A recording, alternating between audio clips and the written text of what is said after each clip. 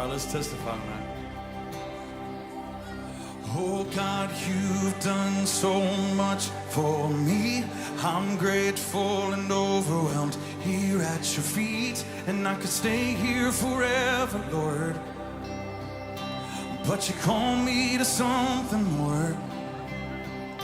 And I hear you say that you have a plan to use every broken woman and man to display just how good you are. We are your living pieces of art. What good does it do to hide away when all of my scars are a picture of grace? All right. So I will testify of the power of God. Tell the word of the hope I have found.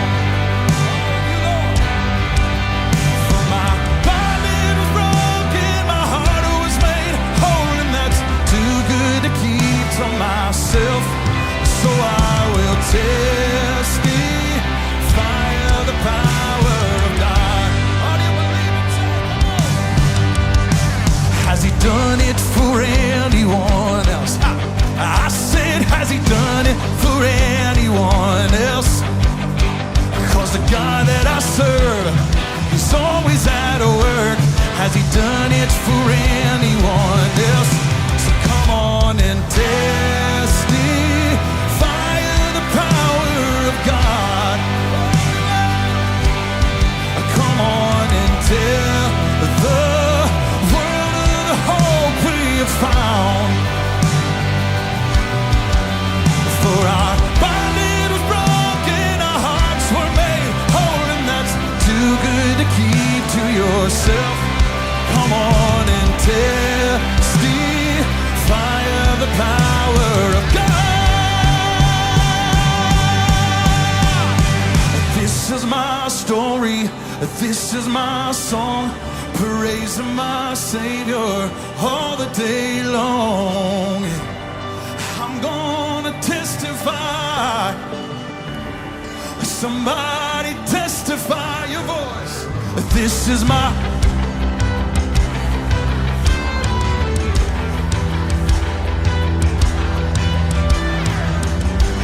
So I'm gonna testify. Somebody testify. Come on, take it out. Jesus, my champion, the victor of grace, the only one worthy of all of my praise. Yeah. So come on and testify. Oh, somebody lift Him high. Come on, testify of the power of God. I will tell the world of the hope I have found. Oh, for my body was broken, my heart was made whole, and that's too good to keep to myself. So I will testify of the power of God. Sing it. Oh, my body was broken, my heart was made whole, and that's too good to keep to myself. So I will testify of the power of God. Oh, let's do that right now, Murfreesboro.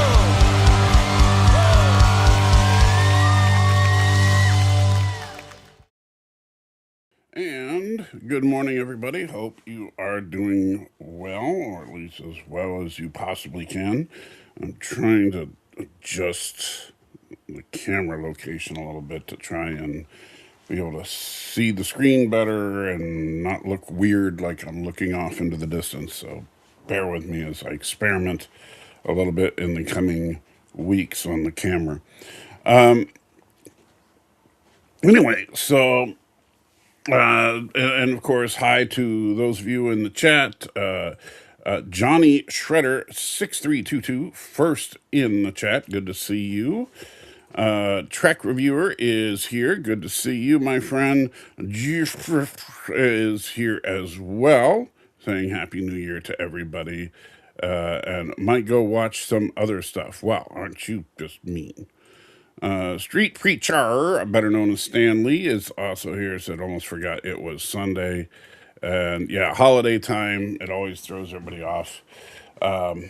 This last week, obviously, we didn't have a Tuesday evening live stream because Tuesday happened to fall on my 32nd wedding anniversary. So the wife and I went and celebrated that. And so, in addition, this week will mark, I'm going to experiment with a new weekday schedule. So, we'll see what, yes, to bring, now you want to hop up here, of course, you old jerk. We're going to experiment with a little bit different schedule and just kind of see how that works for the coming year. Because it's been so difficult for me to be here regularly in the evenings during the week. So, yeah. Going to mornings in the new year. Yes, we're going to try going to the mornings. I apologize to those of you that don't like morning time live streams, but I want to try to be at least somewhat consistent with it because apparently Google and YouTube are going to start emphasizing live content as opposed to edited video content, which, whatever, they're always trying to change things up. I personally think that they should go back to what YouTube was originally and let it truly be a social media platform, which is kind of funny because we have this whole thing called social media, but most of it is anything but. But that's really what YouTube was originally. It was people producing media in a very social way. But, now it's not. Now it's, social media is now mostly the realm of so called influencers. And I'll be honest with you guys, you know, the idea of the professional influencer makes me a little sick to my stomach. The fact that there are, and the fact that there are literally thousands of people out there, millions who would like to, but thousands who are successfully basically peddling their opinions, right? So, and when I say that, it's not that they're offering their, if they were just offering their genuine opinions, uh, fine, I have no problem with that, right? Even if someone is just offering their opinions and they have sponsorships, while I'm not a fan of that, like I'll be honest, like on the movie review front, I used to really enjoy watching Jeremy Johns and his videos. Now I don't so much because every one of his because I pay for YouTube Premium because I don't like ads. Look, I also understand the need for ads. This very live stream has ads attached to it. However, if you have YouTube Premium, you don't have to see them. But I also try not to be obnoxious about it, so I don't turn on mid-roll ads so you don't get interrupted every however many minutes with an ad. But you might have to get one when you start, you and that's just the cost of doing business, right? I have no problem with ads and YouTube Premium and stuff, but when you start putting sponsorships into the videos, especially when it's right up there at the front, or even more insidious, where people start to talk, and then like a third of the way through the video, all of a sudden they say, "And that reminds me of this week's sponsor," and then they'll start talking about the sponsor for a couple of minutes before they get back to the content. And in some of these videos, the sponsorship is more content than the content of the video, and that's, to me, it's disgusting. I'm sorry, it just is. Speaking of disgusting, it's not disgusting. Hills Brothers, sorry, but that's the kind of thing that it really bothers me.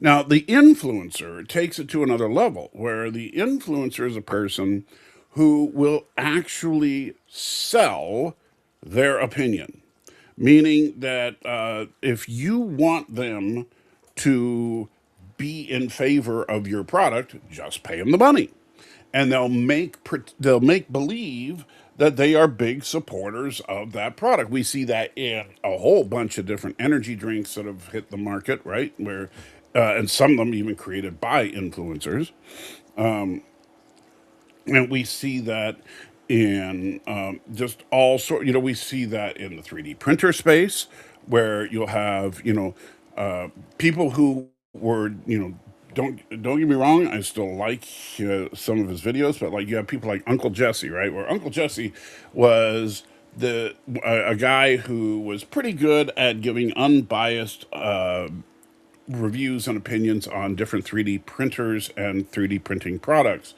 And then all of a sudden, he starts getting massive sponsorships from companies like Elegoo. And all of a sudden, Elegoo just becomes his absolute favorite brand of printer, right? And so, and so, half his videos start getting sponsored by Elegoo, and then he starts talking when he's talking about other printers about how great Elegoo is. So and don't get me wrong, I'm not saying Elegoo makes bad 3D printers, but I don't want someone whose opinions are bought and paid for. I don't want an infomercial. I'd rather, when I watch a review of a product, I'd like it to be at least somewhat unbiased. And it's so hard now to, like anybody these days, that's successful on YouTube. I certainly, I don't trust their opinions on most things because of the fact that their opinions are simply paid for. And that, I know I've said that, honestly, obviously I'm not in high demand and I probably never will be, but I will tell you guys that that is something I will never do. That if somebody wants to sponsor my videos, great. I'll say put at the end of the video, hey, this video was sponsored by whatever. However, I am not going to interrupt videos to put sponsorships in, and I'm certainly not going to start telling people that I recommend a product that I don't recommend. So yeah, that's just my humble opinion on some of that stuff. I don't, and to me, it's kind of taking you back to a biblical concept. To me, it is the very core. Even though it's, when we say, one of the commandments is "Thou shalt not bear false witness." Well, that is exactly what the paid influencer is doing. They are paid to bear false witness, which means that and there are unfortunately a good amount of Christian influencers out there on the web. And so if you are a Christian influencer, then you are literally saying that money is more important to you than what the Bible says we ought to be. And consider that for a moment. You know, I should get off my high horse and just read some chat and see if you guys have anything you want to talk about. Now, Jeffrey says, happy anniversary. Thank you so much, my friend. Robert says, shalom. Shalom, shalom, Robert. Says, today, Michael J. Crawford, I don't know if you have heard about Adam the Woo's passing away last week. He's a big YouTuber. He was only 51. He was a Christian also. So he's home now at least. No, I don't know who Adam the Woo is, to be honest with you. But I don't spend a lot of time on YouTube other than when I'm actually streaming because 90% of the time, if I'm not sleeping or streaming, I'm out driving Uber. I'm just desperately trying to get the bills caught up so that I can start school hopefully soon. So that's a whole other thing. If you're bored, you can always watch Code of Honor, The Empath, Threshold, and Section 31. Well, of those, I would watch, man, those are all pretty bad.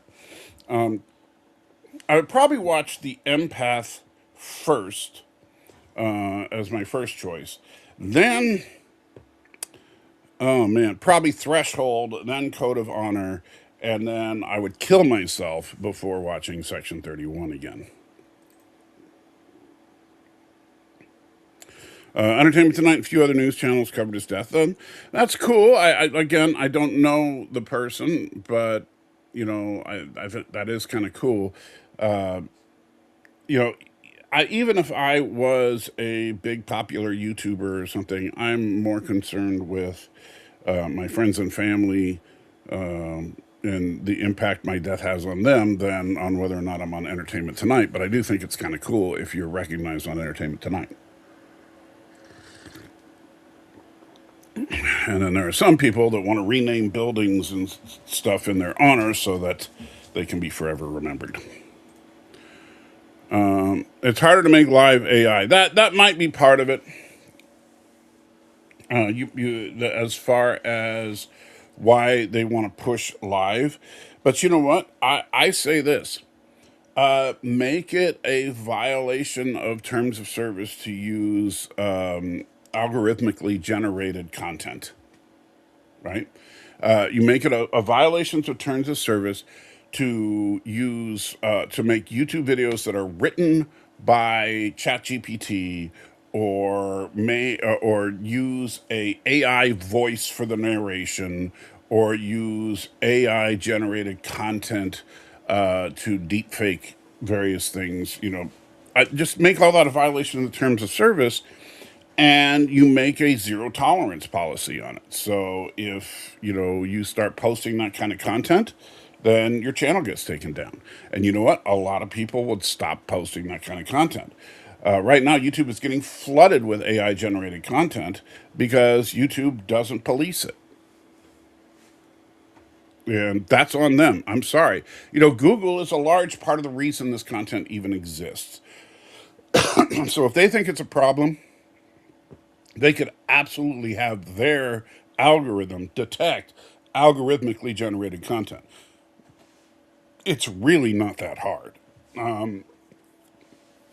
Algorithmically generated content is, man, it's so easy to spot in a lot of cases. Like I've seen people's videos where it might be the live person sitting there in a camera, or maybe they're just doing something like a movie review and they're showing clips from the movie, but you can tell by the way that it's written that it was written on ChatGPT. So someone just went to ChatGPT and said, "Hey, give me a review of this movie," emphasizing how great it is or something. It's yeah.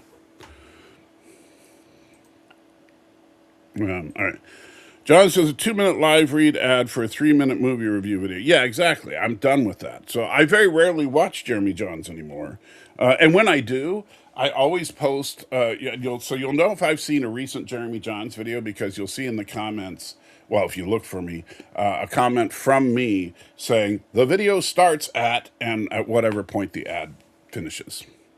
But yeah, if I'm going to pay for ad-free experience on YouTube, I think that should include people reading ads in their videos, and so that's the reason for these influencers and these paid sponsorships now is because people put ad blockers up, and don't get me wrong, I am not in favor of ad blockers. I have no problem with YouTube Premium or watching ads. However, the problem is that YouTube does get obnoxious with the ads to a point. If you were watching, and let me, get real for a second here. If you're watching a YouTube video and you notice that, like, say it's a half an hour long video, and like every 3 minutes an ad pops up, right? And you know how annoying that is. We've all been through that, especially if it's some content you really want to get into. And like every couple of minutes, this is one of the reasons I actually ended up getting YouTube Premium. Is that every couple of minutes another ad pops up and it disrupts the flow of trying to watch it. And some of the, and you can't even leave it, like, let's say you put it on the TV and you're doing housework while you have this video playing, and some of these ads are 15, 20 minutes long. And so you gotta go skip the ad, and so you can't just ignore it and let the little 30-second ad roll. And sometimes these ads are really lengthy. So, uh, and so it gets really, really annoying. Well, guess what, people? We want to sit there and say, look how horrible Google is, look how horrible YouTube is. And the dirty little secret is you can blame the creator. You can absolutely 100% blame the creator because the creator, not Google, not YouTube, decides how often those ad breaks happen. And so if you're watching a video and you see ad after ad after ad, it's because it's a greedy creator. And quite frankly, before I got YouTube Premium, when I started seeing that pattern on somebody's channel, I stopped watching that channel because it's just someone who's simply doing it for the Benjamins, right? So I've always had pretty much the same attitude as far as when I monetize things. This is my only monetized channel currently, but if my other channels, God willing, become monetized eventually, I will follow the same basic pattern, which is that I will allow pre-roll and post-roll ads on my videos. And if it's a longer video, I may allow one ad break, but that's it.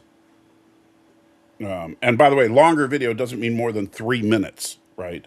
If it's like a half an hour long video, I might put one ad break in there. But I generally don't like ad breaks. And so I'll usually just do pre roll and post roll. And yes, that means less ad revenue. But it's also less obnoxious. And I don't want to be obnoxious.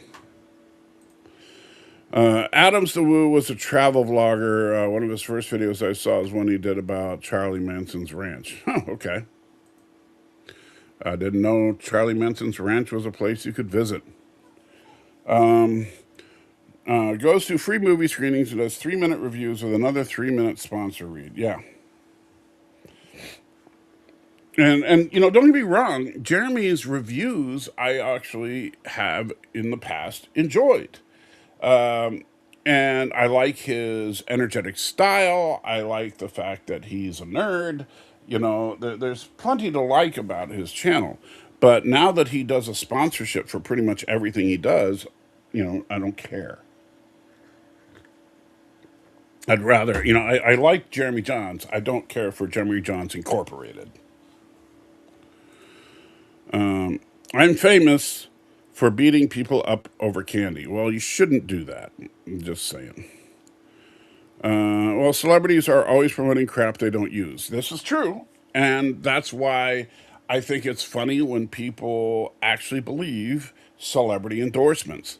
And the funny thing is, it's like, people have no problem understanding that if you turn on the TV and you see George Clooney holding up a candy bar and talking about how awesome this candy bar is, people have no problem understanding that George Clooney probably has never eaten that candy bar in his life. He's just saying it because that's what he was paid to say. However, then when George Clooney goes out and stump speeches for Joe Biden or something, people think, oh, well, that's what he genuinely believes. No, he's doing the same thing. And you know how you know if an actor is lying is an actor is moving their mouth.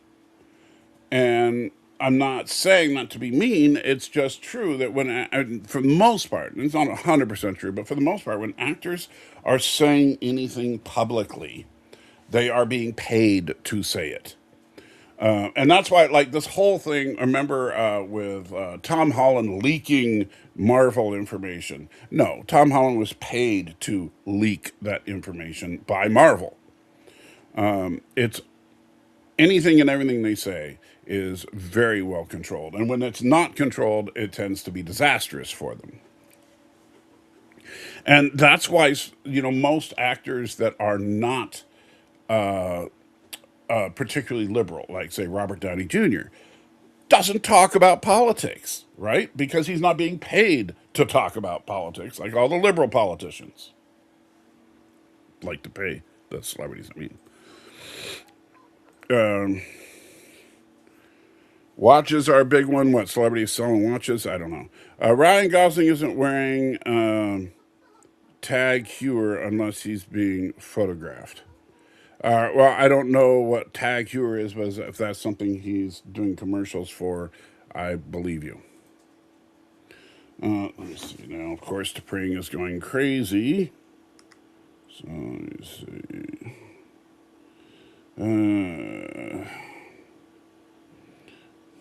You want. I hate autocorrect.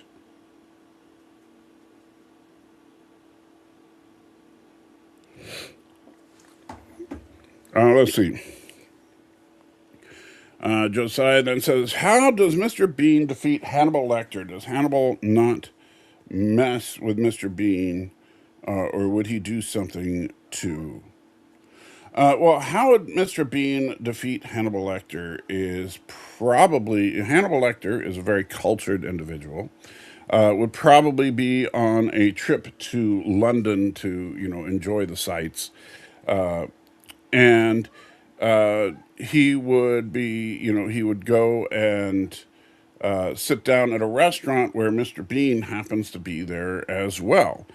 And as as Hannibal Lecter was sitting at his table with some fava beans and a fine Chianti, Mr. Bean would be over at his table eating some just a bowl of popcorn, and then a pretty girl would walk by, which would distract Mr. Bean. He would turn and hit the bowl of popcorn, which would fly up into the nearby fan that is aerating the entire restaurant.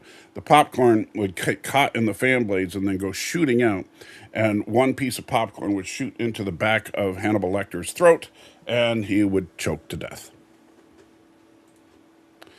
Let's see. Robert says, last week was also the death of another YouTuber. His channel was about tech reviews, though unfortunately his death was by his own hands. Well, that's sad. I did not hear about that either. The guy who made Call of Duty also died. Crashed his Ferrari doing 160 miles per hour on a mountain road in California. Well, I'm not going to feel sorry for him then. I mean, just to be honest, if you have a Ferrari and you're driving 116 miles an hour on a mountain road and you crash and die, well, duh. I'm sorry. That was stupid behavior, and stupid behavior, has the Darwin effect. The position, this portion of Expos is brought to you by Tennessee Tube Grubs, your largest supplier of premium tube grubs. I thought about doing that kind of thing, like every now and then throwing a fake sponsor in there.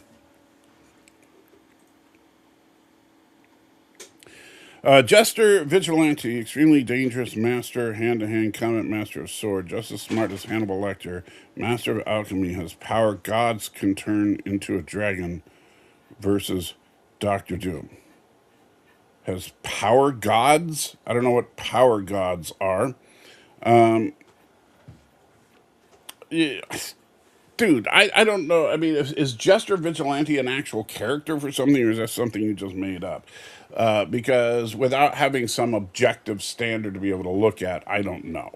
Because, if it says something you made up, sorry, I can't give a fair criticism. And if Jester Vigilante is an actual established character, I have no idea who he is.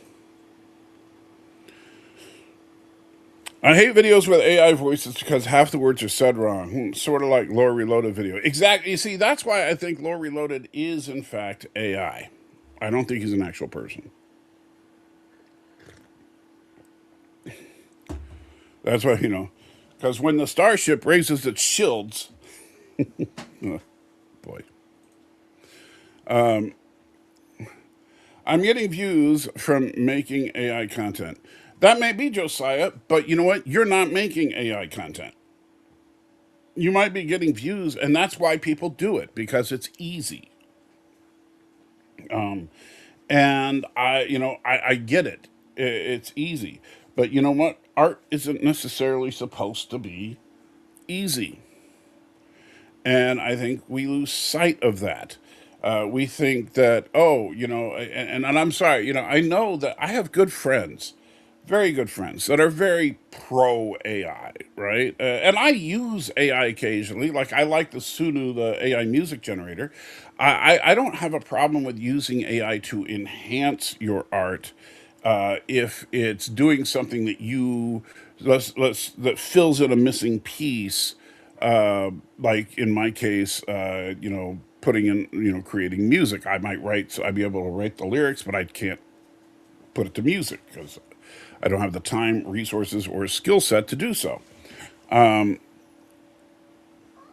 So I can understand doing that. But where AI becomes a problem, and what so many people are doing nowadays, is they're just making videos that are entirely just prompt based, right? So they'll say, hey, have Captain America,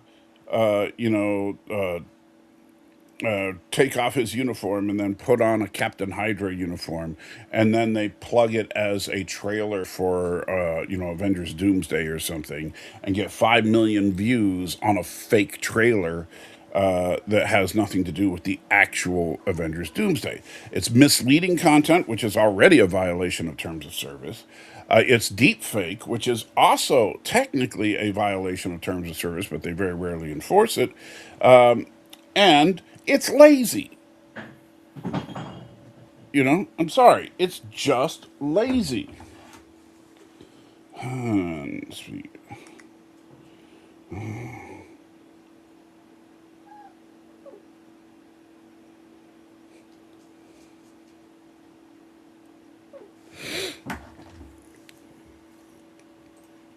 And then Truck Reviewers says, not just YouTube, but Twitch gets obnoxious with ads as well. I don't doubt it. I don't spend any time on Twitch, so I used to have I do a little bit on Twitch, but and even though I actually got I became a partner or whatever they call it, so that they're monetized, and had some fun with it, but it was just it was pulling me away. At the time, it was pulling me away from doing YouTube so much, and for so little net gain, it just wasn't worth it. I wouldn't mind doing Twitch content if it made sense to do it, but right now I can't afford to spend any more time than I'm already spending. Let's see. Robert says, the past several days, I've been rewatching Farscape here on YouTube. Great show. Perhaps if new Trek, those writers would have great Trek again. Well, I don't. You see, I think that's. I get what you're saying. Now, I don't know who wrote Farscape, but I don't think that it's simply let's get those guys and plug them into Star Trek. I think because I think what made the original series great is that it didn't have staff writers. There, it had, I mean, DC Fontana was the closest thing there was to a staff writer on the original series. But she did not write that many episodes, but she did basically rewrite every episode that you see her name on. And so it was very common for someone like Harlan Edison or Robert Bloch or whoever would write a story. DC Fontana would get the story and then make the adjustments to it necessary to make it fit in Star Trek, and then bam, we would get an episode. But the thing that made it great was the fact that it was being written by various science fiction authors, not a paid staff member who basically just has a degree in writing and doesn't know jack about science fiction. On my Godzone account, I have YouTube Premium. Yeah, and I have YouTube Premium on this account, but the nice thing is that if you have YouTube Premium, you can link. I think.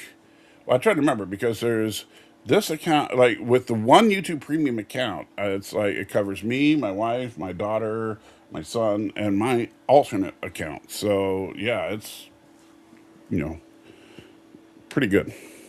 And it includes YouTube Music, which so I don't pay for Spotify or anything. I just have YouTube Music in the car. Multi Gunman says, "Hi, Exposed. Hi, Salty. How's it going?" I'll be honest with you. The pain levels these last few weeks have been ridiculously high. I think I know part of the reason. I was talking to the wife about it. Like last couple of weeks I haven't been able to take one of my medications just because the prescription ran up and I can't afford to replace it.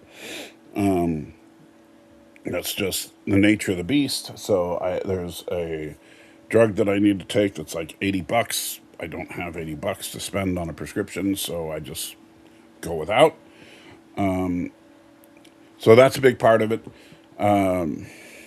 The In addition to that, just I have to get the MRA done. I don't know what's going on in my neck, but the neck stuff has been hurting as well. I also just MS is a progressive disease, so it's just going to get worse as I age, and that's just something I have to be ready for.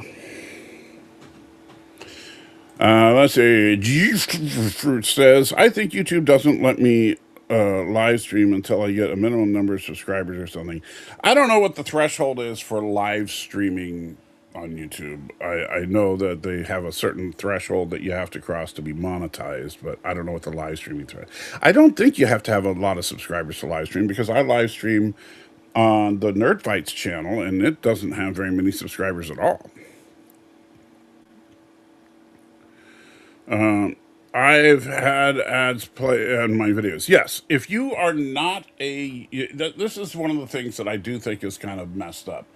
If you are not a YouTube partner, or I don't know if that's what they still call it, but when I first became monetized, it was called the YouTube Partnership Program.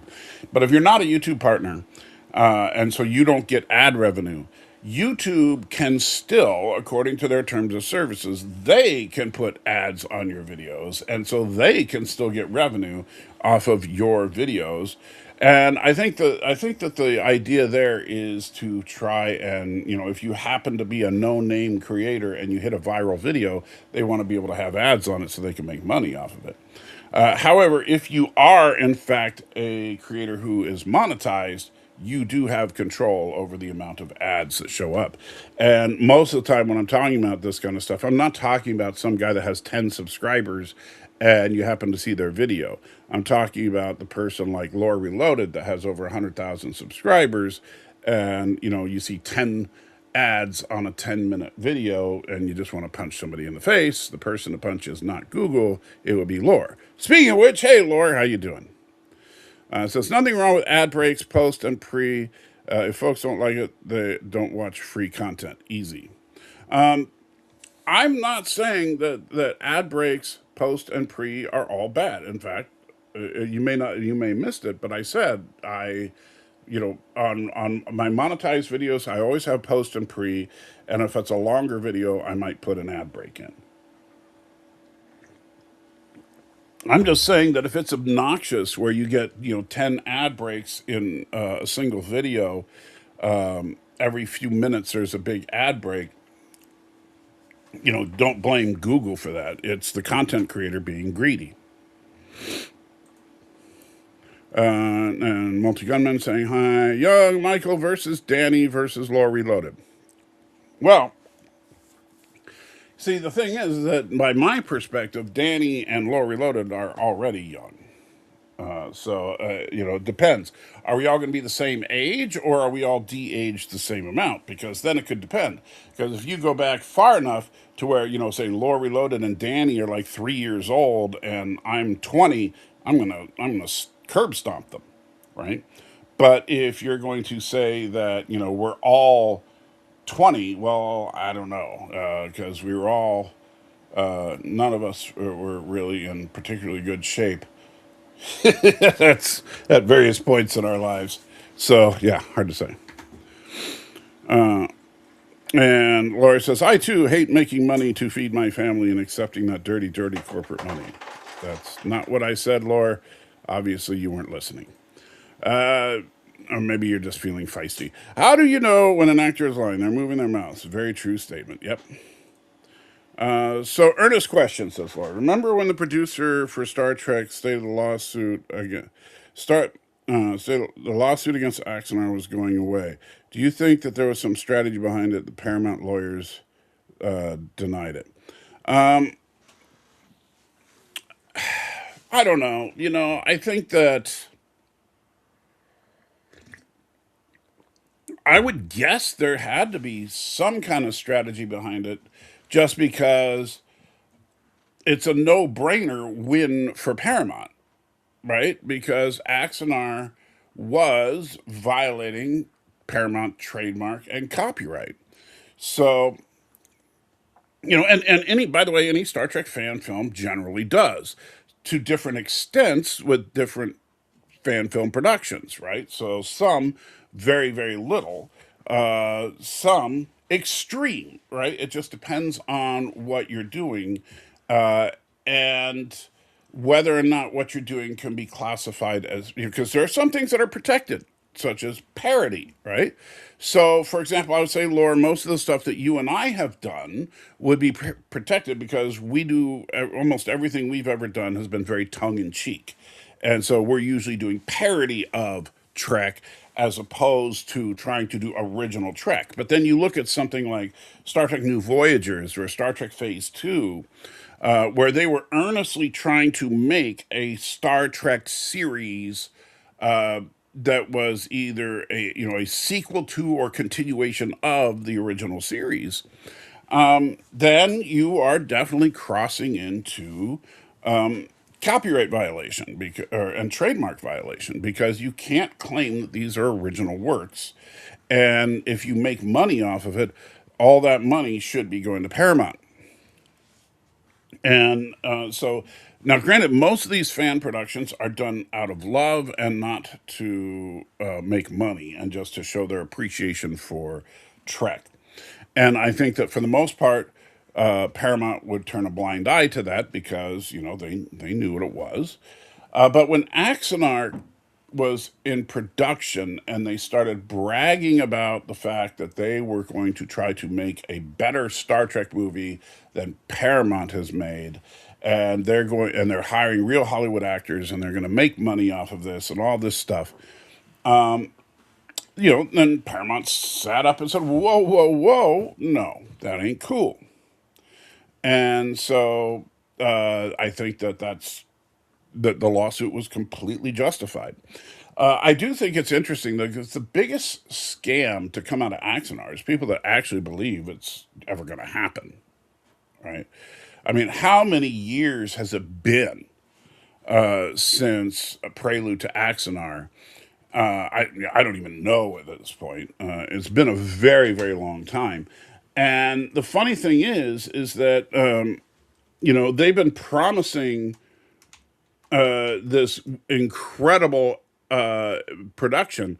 At this point, they should have a Lord of the Rings Avatar level production going. And I mean, it's just ridiculous. Yeah, 11 years ago was Prelude to Axonar. 11 years ago. And we have not gotten Star Trek Axonar yet. At least not that I know of. If they did, then they released it quietly in the middle of the night and we never got it. But let me see. So on their channel, the last thing we got was an Axonar update 2 weeks ago, where they're still doing behind the scenes stuff about their incredible production that they've been working on for the last 11 years. In fact, a year ago, they actually said that principal photography wrapped for Axonar, it looks like.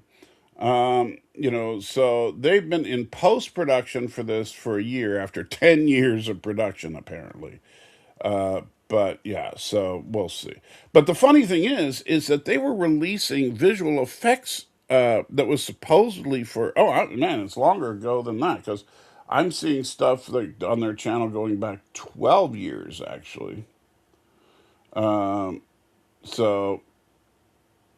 Okay, but the Prelude to Axanar Kickstarter was 11. So I guess they were planning on doing stuff 12 years ago. So they spent a year getting ready for Prelude to Axanar, and then they've spent 11 years, and we still haven't gotten Axanar. That's a scam. That is it is bigger vaporware than Duke Nukem. But back to the Paramount thing, I think that the Paramount lawyers, there must be some strategy behind it. But what it is, I have no idea. Maybe it's just because Skydance doesn't give a crap. Though John Wayne was the exception to the general celebrity rule, people have said how on screen he was, how is in real life. Well, I don't know about that. I know he said some things that were pretty bad, but I don't know. I've never been a John Wayne fan. Never really gave a crap about him. Clooney did Nescafe. Did he? Okay, I knew he did something. But yeah, so do you think Clooney actually drinks Nescafe?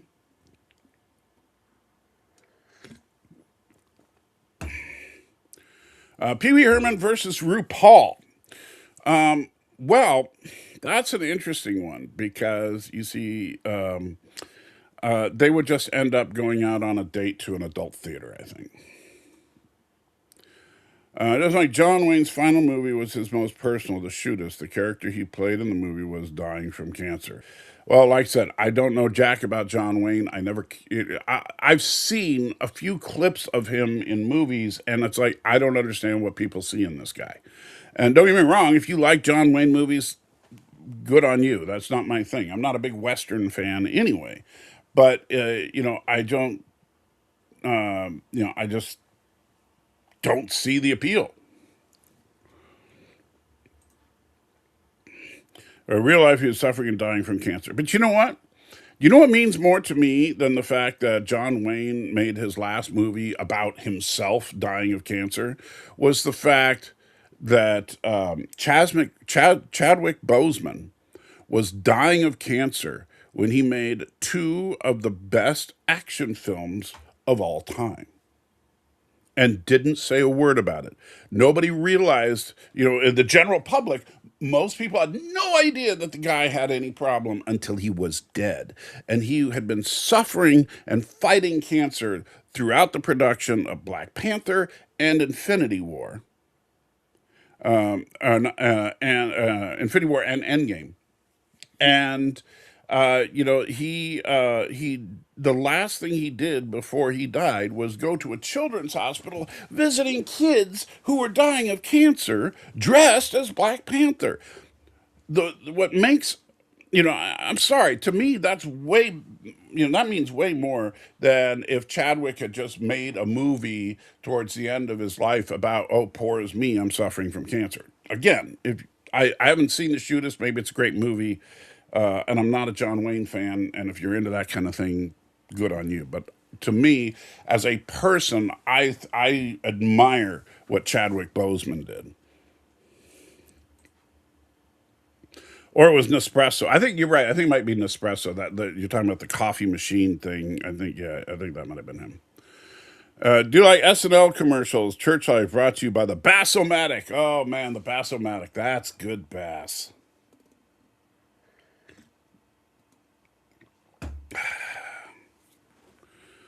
Ernest P. Worrell versus Jack Tripper. Okay, now I'm trying to remember who is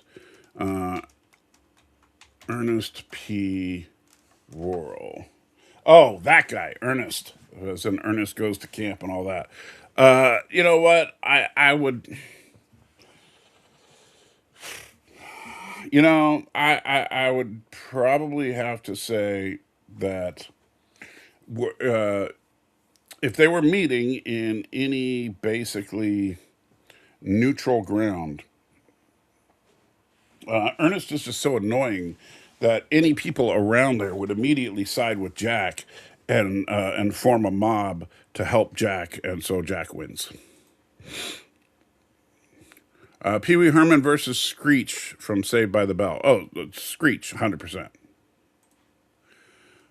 Nestle might be a fairly evil company. I don't know, and you know what? Here's the thing, Jeffrey, and And I think that this is something to take to heart on this kind of stuff. Look, the this coffee that I'm drinking right now is Folger's Choice, right? And do I know anything about? I don't even know what company produces Folger's Choice. I don't know if it's General Mills or some other big company. I don't know.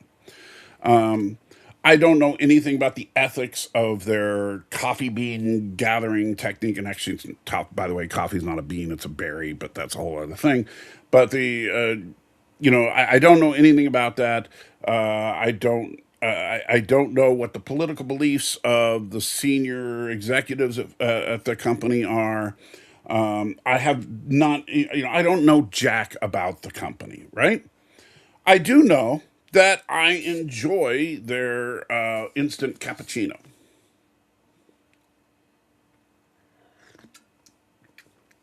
I know that I enjoy that, right?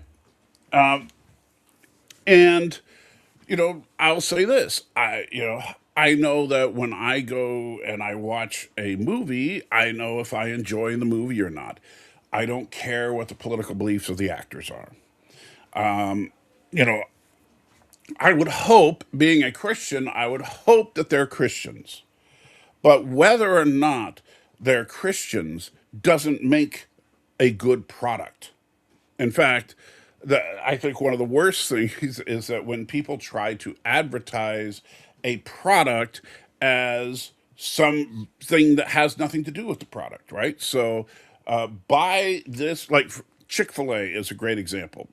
Chick fil A, for those of you that don't know, if you're not in the United States or whatever, is a chicken sandwich fast food operation, right? And their chicken sandwiches are all right. They're not the greatest thing in the world. But you know what? You go to the South and you go to any Chick fil A, like here in Murfreesboro, there's like three Chick fil A's, right? You go to any one of them, and there will be a line of cars through the drive through around the building, out into the street, and down 2 blocks all the time. Why? Because they're a Christian company. How do you know they're a Christian company? Well, they close on Sunday so their staff can go to church. Except that the real reason they close on Sunday is so that their staff can have a day to spend with family. But they do claim to be a Christian company, and they say, obviously they don't specifically close on Sunday for church because not all of their employees are Christian. Fine. But does the fact that the Chick fil A at least claims to be a Christian company make their food good? No. If I think that a Chick fil A sandwich is superior to, say, a chicken sandwich at McDonald's. I think that it's not, and I think their crisp cut fries are really good. And the wife likes their lemonade a lot. I think their lemonade is pretty darn good too, right? So it's not bad, but the fact that they're Christian has nothing to do with that, right? Same thing with In and Out Burger, just opened up here in Middle Tennessee to quite the fanfare. And right now, like we went to get an In and Out Burger a few days after they opened, and we went after we saw a movie, and it was like 9 or 10 o'clock at night. And they're open till like 1 a.m. So it's 10 o'clock at night. We go to the In and Out. It takes 40 minutes to get our burger. And by the way, they are moving people through that line. I mean, it's crazy. And it's great. Now, is In and Out burgers, are they good? Yeah. Are they wait for 45 minutes to get a burger good? No. So I enjoy In and Out. I think In and Out is. I really like their fries. I think that's the best thing on their menu. And I will and I also, another thing about In and Out that I think is kind of cool is one thing that's different is when you're in the drive through, they say, "Are you going to eat that in the car?" And if you say no, they give it to you in a bag like everybody else. If you say yes, then they give it to you in an open lid box that you can set in your lap that has a spot for the fries and a spot for your burger and ketchup and all that. And so I love that. I think that's cool. Now, In-N-Out Burger, by the way, is also a Christian company, but they don't advertise it, right? They never brag about it. They don't. It's not part of their marketing or anything like that. However, if you ever get an In-N-Out products, like if you look at the bottom of their cups and the bottom of their French fry containers and stuff like that, you'll see little Bible verses printed on there. Just a little thing that they do. And they've always done this. They did this in California. They still do it today. And I think that's cool. The But does the fact that, and some people argue whether or not they're still a Christian company because the original founder of In-N-Out was definitely Christian, but the current CEO of In-N-Out is that person's daughter. And is that person a Christian? I don't know, but whatever. But it's irrelevant to me because whether or not In-N-Out is a Christian company doesn't change the fact that I think their burgers are good. And you know what? If a group of Christians makes a movie, does that mean the movie is good? Well, no, not necessarily. In fact, frequently it's not so good because the only thing the movie has going for it is that it's produced by Christians. And other than that, it's very bad because a lot of Christians, they, the problem is that they don't want to. It's kind of funny. Most Christian movie productions couldn't make a movie about the Bible because it would have too much graphic content, right? That's just a problem. You can't tell a story about evil without showing evil. Now, it doesn't mean you should glorify evil. It doesn't mean that you should glamorize evil necessarily. But if you have a story that involves good versus evil, you need to show that the evil is evil and needs to be defeated. Otherwise, it's just, you have some person who's supposedly a terrorist going, "Gosh darn it! If you don't stop that, I might have to hurt you physically," or and just really bad stuff like that. And so, just because it's made by Christians doesn't make it good. Uh, just because it's made by heathens doesn't make it bad, right? And so I don't judge products or anything like that based on the ethics or beliefs of the people in the companies involved. Laura Reloaded says, define AI content for me. Sure. Algorithmically generated content that is generally created by putting prompts into a system and having the system create the content rather than you creating it from scratch. So, for example, if you go to a large language model like ChatGPT and you go write an essay about how there was about Star Trek 3 and the origin of transwarp. And of course, ChatGPT, not being smart, will say something like, "Well, transwarp was never mentioned in Star Trek 3." Then you end up saying that in your essay. Another form would be you go to the prompt on a video creation thing like Kling or something like that, and you say, make a video of Captain Kirk and Mr. Spock dancing a waltz on the bridge, and then you throw that into your video, right? So now stuff like that can be silly little cutaways or whatever in the middle of your stuff. But if you're making a video that is primarily that kind of content, it's an AI video. Besides that, if you're using other people's likenesses in an AI generated format like that, you could be getting into other issues as well. And I think that generally speaking, we should probably be careful of that, especially if it's not parody. When you talk about the legalities of it, parody is definitely protected. So if you make a little thing where you have Captain Kirk and Spock dancing a waltz because it's a silly joke and you're making fun of Star Trek, that's probably protected content. If you're making a fake movie trailer about, Avengers Doomsday, where you have Robert Downey Jr. under the Doctor Doom mask with scars on his face, shooting lightning bolts and making and blowing Thor up or something, well, that's just fraudulent, and that's not, you're not parroting Doomsday. You are basically just trying to capitalize on the desperation people have for more information on it. Jester Vigilante is a character I came up planned to make comic book about gods, magic, and twisted crime drama where Jester Vigilante and a barbarian vigilante take very evil, disgusting people in monster. Okay. Sounds a bit on the nose, but okay. Church Live in the Morning brought to you by Colon Blow. Colon Blow sounds delicious, but does it really have more fiber than... Boy, if you haven't seen Colon Blow, man, look it up.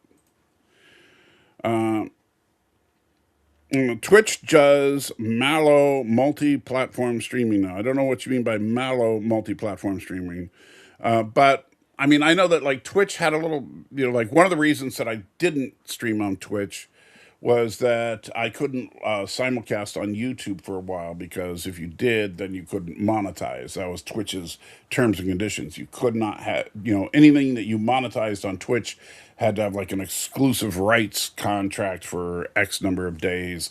And I was like, it's not worth the trouble anymore. My left leg has been hurting me for a few days. Well, you should definitely go see Anaconda and know what the cure for hurting leg is to have someone pee on it. Is NFL Sunday Ticket covered under YouTube Premium? You mean, do you get it? No, that would be YouTube TV. So, yeah, and I don't watch sports ball, so I don't care about that. Though yet in Farscape, the ancients had the know how to create wormholes, which they gave John Crichton. Yet in Star Trek, they don't know how to create their own wormholes yet. Well, there are two different universes, and in one universe, the writers decided that, hey, we're going to have wormholes created by ancient people, and in Star Trek, they don't. Although they kind of do, they just call them transwarp conduits.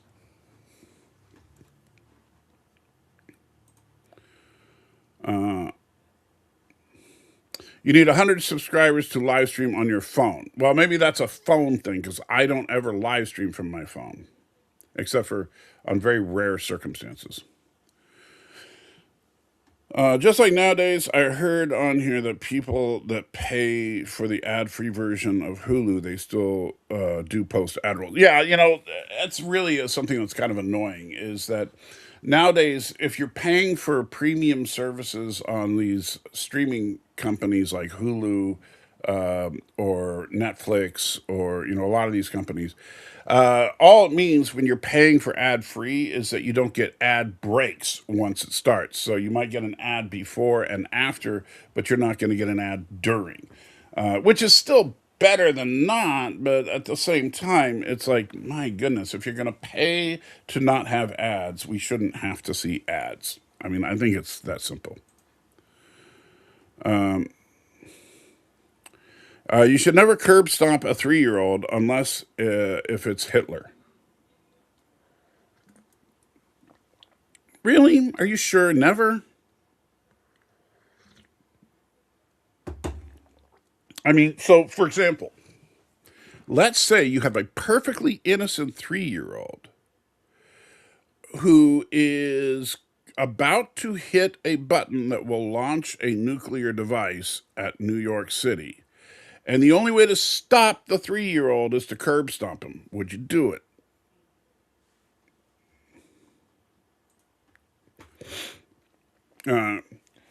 And the Mountains of Elysium, good to see you, says, greetings, Salty, a.k.a. Exposed and fellow nerds. Can't stay feeding my son, so will require a change to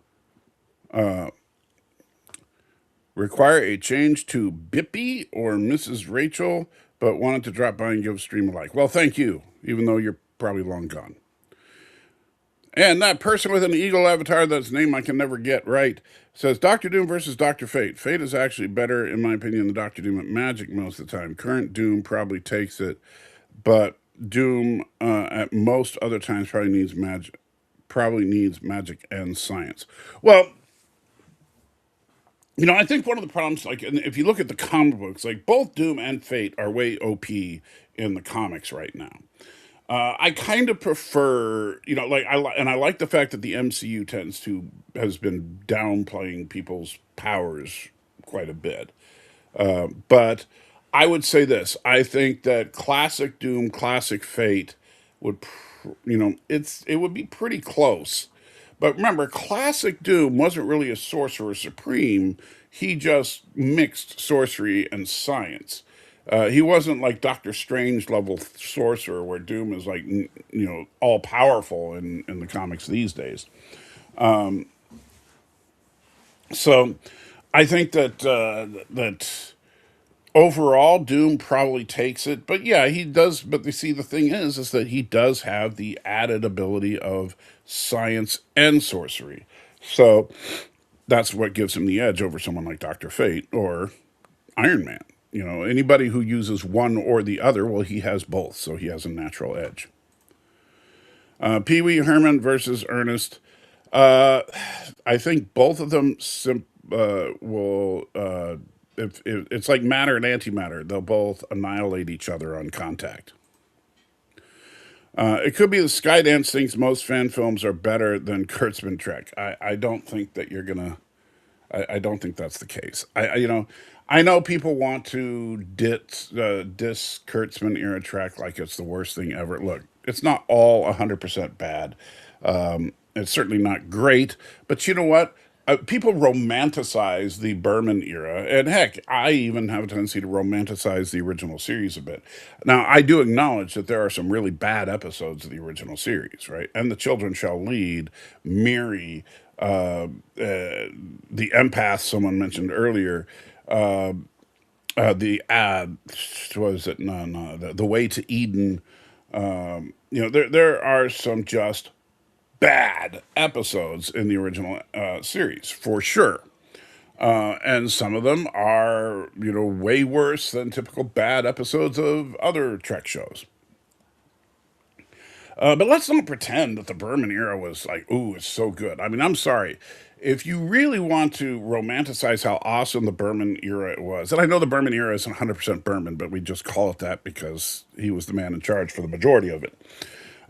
But go ahead and just watch the first season of TNG, followed by just the first and the seventh season of Deep Space Nine, and then the first three seasons of Voyager, and even I would say the first three and the last two. Really, there's Voyager just wasn't that good.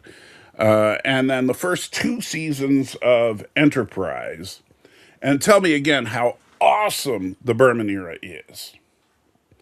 Because we pick out, like when I think about the original series, I tend to think about Balance of Terror and the Doomsday Machine, and all the episodes that make you think, and all the episodes written by great writers and stuff like that. I don't think about and the Children Shall Lead and the Way to Eden. Just like when you think of TNG, most people think of the Inner Light, Chain of Command, Best of Both Worlds. They're not thinking about Code of Honor, right? Or the Naked Now. Uh, you know, Heck, even Encounter at Farpoint. They're not thinking about how bad those episodes really were. When they think about Deep Space Nine, they think about what a complete badass Cisco was. They forget about the fact that he's a war criminal, and in the first season he was just kind of there, and in the last season he ended up basically being a really cheesy God character fighting the really cheesy Satan character of Gul Dukat, and it was just dumb. I know some people think it was awesome. I don't. And Voyager was just an incoherent mess. They took technobabble to an insane level, to where every time they use a technobabble line, it just grates me. I can't stand it. And Enterprise first two seasons, honestly, except for I will say this: the series opener, Broken Bow, was really good, but the first two seasons in general, boring. The Zindi War was better, but it was season four was really the only really good season of Enterprise, and unfortunately, it's too little, too late for that show. Do you have a favorite Christmas movie? Not a singular favorite Christmas movie. No, there's a few that I really like. I do really like Violent Night. I really like How the Grinch Stole Christmas. That's a classic. I think that as far as like the old like Miracle on 34th Street or It's a Wonderful Life, never really got that into those, but I thought It's a Wonderful Life was pretty good. You know, Die Hard is not a Christmas movie, but it's a good movie. I can understand why some people think it is because it's funny because the wife and I actually watched Die Hard as part of our Christmas movies time this year. And I can see why some people think of it as a Christmas movie because, yes, they mention Christmas throughout the movie because it takes place on Christmas Eve at a Christmas party. And, there's the Alan Rickman with his now I have a machine gun. Ho, ho, ho. Stuff like that. There's some great moments that are Christmassy, but I just don't think of it as a Christmas movie. However, I also like Fat Man. That's an underrated one. The Mel Gibson Santa Claus movie. I still haven't seen The Santa Claus. I've been meaning to, but I haven't gotten around to it. I think Elf is fun. Home Alone never really liked that much.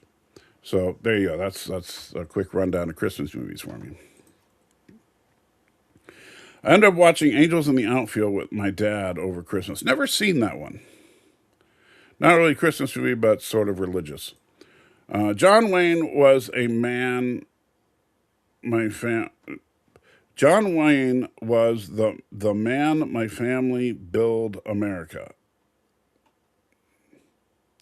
I have no idea what that sentence is supposed to say. Maybe you try to rephrase it. John Wayne was the man my family build America. I mean, it could be two sentences like John Wayne was the man, my family built America, but I still don't quite get what your point is. Maybe try to rephrase that. I don't understand. I realized Field of Dreams completely ripped it off. Haven't seen that one either. I know the if you build it, they will come, but I've never seen it. And it was crazy seeing how easy it was to adopt a child back then. According to the movies, at least. Yeah, movies, adopting a kid was like you just go buy one. It's no big deal. And they just want any married couple. And Robert saying hi to the street preacher would have been early 1950s. And then, let's see. I'm 6'2", 204.6 pounds. Wow, 204.6. Okay. Well, I don't have the decimal point, and I'm not going to tell you how much I weigh. A lot more than you. I know MMA. I'm very strong. I found hard I. Was trying to say hard labor. You were trying to say hard labor. Oh, you found hard labor? But I still don't understand what your point there is either. Exposed is brought to you by the Wonder Boner. The Wonder Boner. Wow, the Wonder Boner. Okay, well, they want to sponsor me. Black Panther guy, that'd be Chadwick Boseman, I assume, might have sort of cheated Marvel. Weren't they wanting to have an actor that could have made more sequels? I don't know. What the. I would probably guess. I don't know if Chadwick was diagnosed at the time he was cast as Black Panther. I know that he was diagnosed when they were making Black Panther, but I wonder if there's any record of it here. Let's see. Oops. Was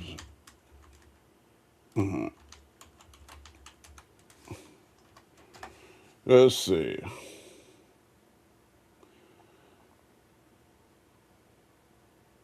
Okay, so Chadwick Boseman was diagnosed with stage 3 colon cancer in 2016. And so let's then look at when was.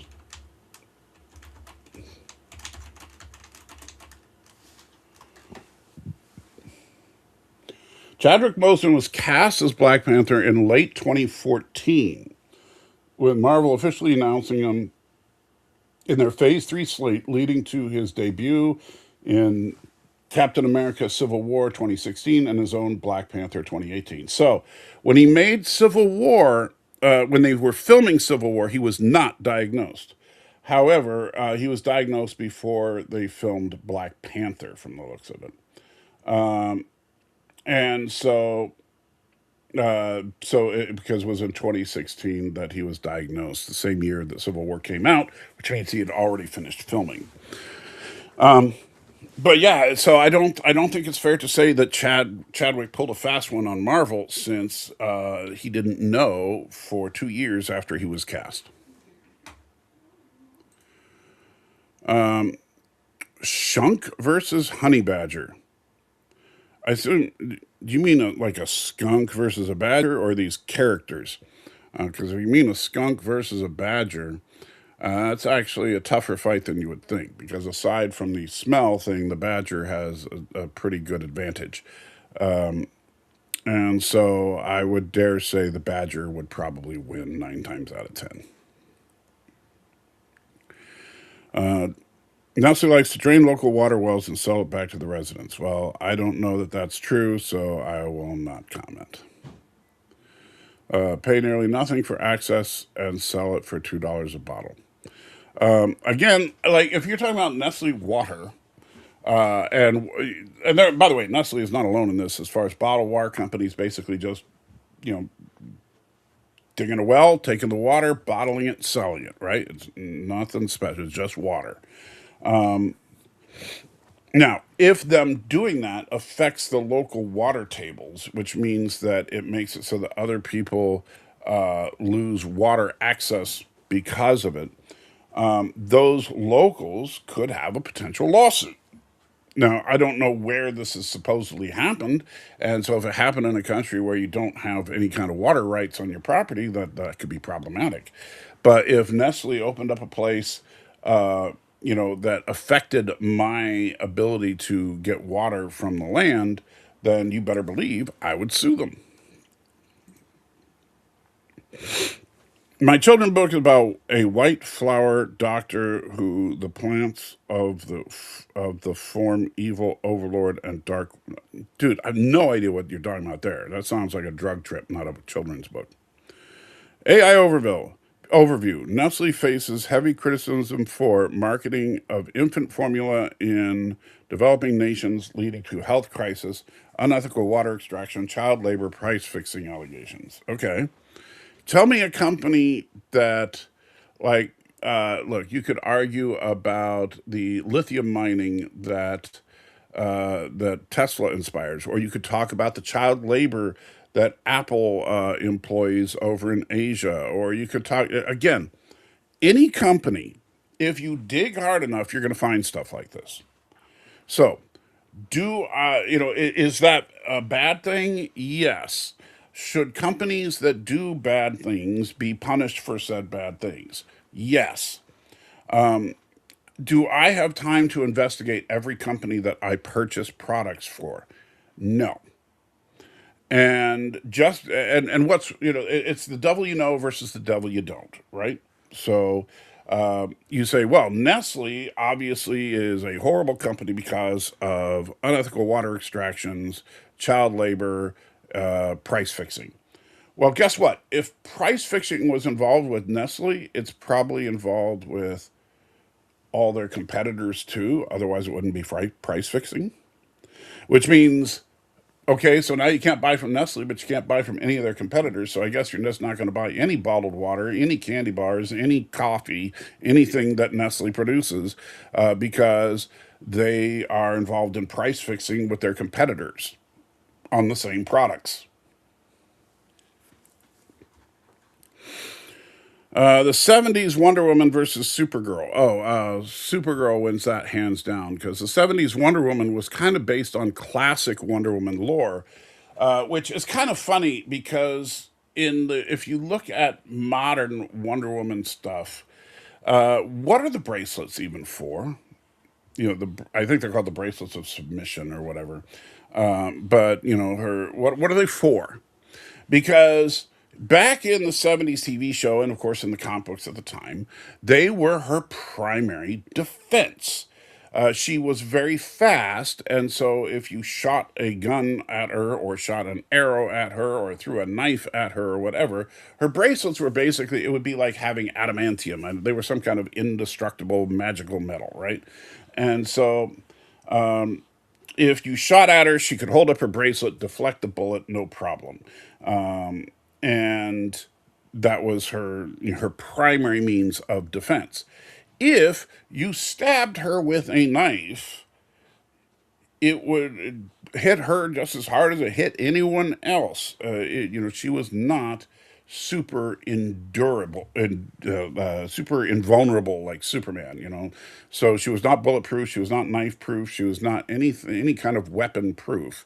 And so she was strong, she was agile, she was fast, and she had her nifty tools like the lasso of truth and all that stuff, and her tiara, which she threw like a boomerang, which never did that much in live action. But but as far as defense, any Kryptonian hits her with heat vision and it's over. Robert said, but you guys just don't want to talk about anything theological today, do you? So I trigger, though, how is Disney's stance on Star Wars fan films? I know Lucasfilm didn't really care as long as people weren't trying to profit from them. Well, the question would be, how is Lucasfilm today versus how is Lucasfilm previously? Because honestly, even though I know we think of everything as like Disney, the like Mickey Mouse is in a throne room somewhere making decisions for every brand Disney owns. That's simply not the case. Lucasfilm is still in charge of Star Wars. Right? Disney owns Lucasfilm, but Lucasfilm makes Star Wars. I get so tired of people saying Disney Star Wars or Disney Marvel. No, it's Lucasfilm Star Wars and it's Marvel Marvel. It's just that Lucasfilm and Marvel are owned by Disney. So is Disney ultimately responsible? Sure. But I'm more concerned with what Lucasfilm is doing than what Disney. Because here's the thing about Disney: if I guarantee you right now, if all three movies of the Star Wars sequel trilogy had made $2 billion, like what should have happened, then Iger and stuff would not have stepped in at all. Because all they care about is, are they making money, right? I think that the reason for the big retool at Marvel was because Marvel movies started losing money. And so Disney went to basically Kevin Feige and said, fix this or you are out, buddy. And so then he fixed it. And it looks like things are on the right track right now. And I'm really looking forward to seeing both Spider Man and Doomsday this next year. But but the as far as fan films are concerned, so Lucasfilm, yeah, they generally, if you were trying to make money off of a Lucasfilm fan film, they would come after you. Otherwise, they didn't really care. A lot of people made various lightsaber duel videos, and in fact, I don't know if I because I don't follow Lucasfilm that closely. They used to have an annual thing where called the lightsaber duel contest, where people would submit videos of lightsaber duels. Ryan versus Dorkman was such a video, and if you haven't seen Ryan versus Dorkman, it's a classic. But these lightsaber duels were basically it was in some ways, Lucasfilm actually capitalized on it. In other ways, it was embarrassing to Lucasfilm because these kids using After Effects and and a cheap consumer grade video camera were making better lightsaber duels than we saw in the prequels.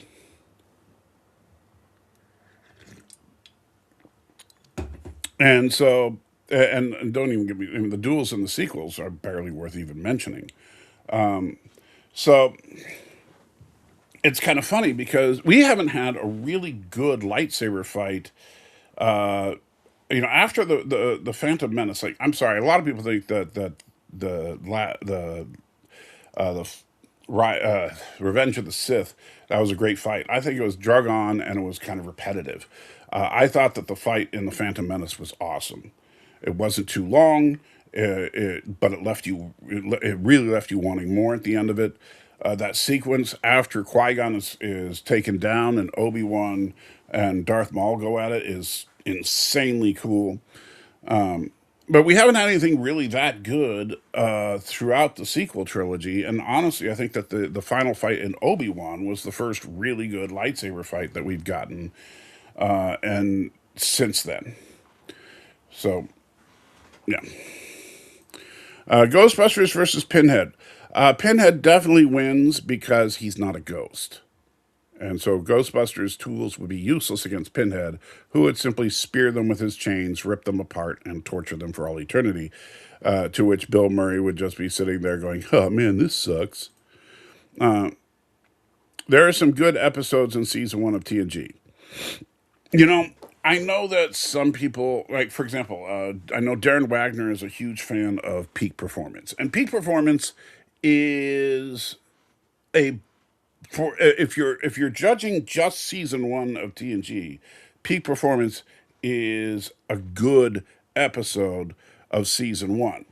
If you look at all of TNG, it sucks like the rest of season 1. I'm sorry, it craps on the lore of Trek with a Starfleet is not a military organization, that kind of crap. It's got just boy genius Wesley saving the day as usual. It's got, it hints at cool things that they could do with the series but didn't yet. Like I think the whole battle between the Riker's ship and the Enterprise prior to the Ferengi interrupting, it should have been much more interesting, and but they didn't do anything with it. The whole thing with the game with the thimbles and threads, everybody had like thimbles on all their fingers and threads, and they were doing this and trying to, the stratagema, I think it was called. That was just dumb. Oh no, see that was actually season 2, because I forgot Dr. Pulaski's in that one. But so even the good episodes, I think, suck in comparison to what comes later. Nothing from season 1 or season 2 of TNG can compare to episodes like The Inner Light. Can compare to episodes like Chain of Command, right? Or All Good Things. The really great episodes of TNG. Unfortunately, the problem with TNG is that it had a few truly, really great episodes, and then it had a huge amount of very generic episodes. At least that's my humble opinion. I would like to, if I had more time, I would start doing a episode by episode review of TNG to kind of prove my point, because I think that most episodes of TNG are utterly forgettable.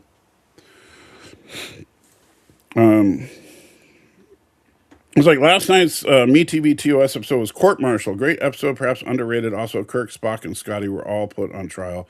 Different episodes, of course. Yeah, and I'll say I do actually really like Court Martial.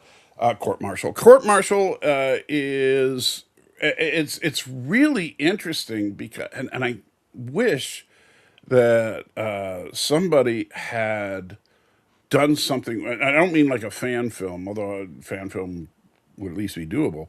But I would like to see something actually in canonical Trek that takes place after TNG deal with this. Because we have two conflicting court precedents. Because in court martial, the entire defense put forth by Samuel T. Cogley, attorney at law, was that machines have no rights. However, in Measure of a Man, machines were given rights.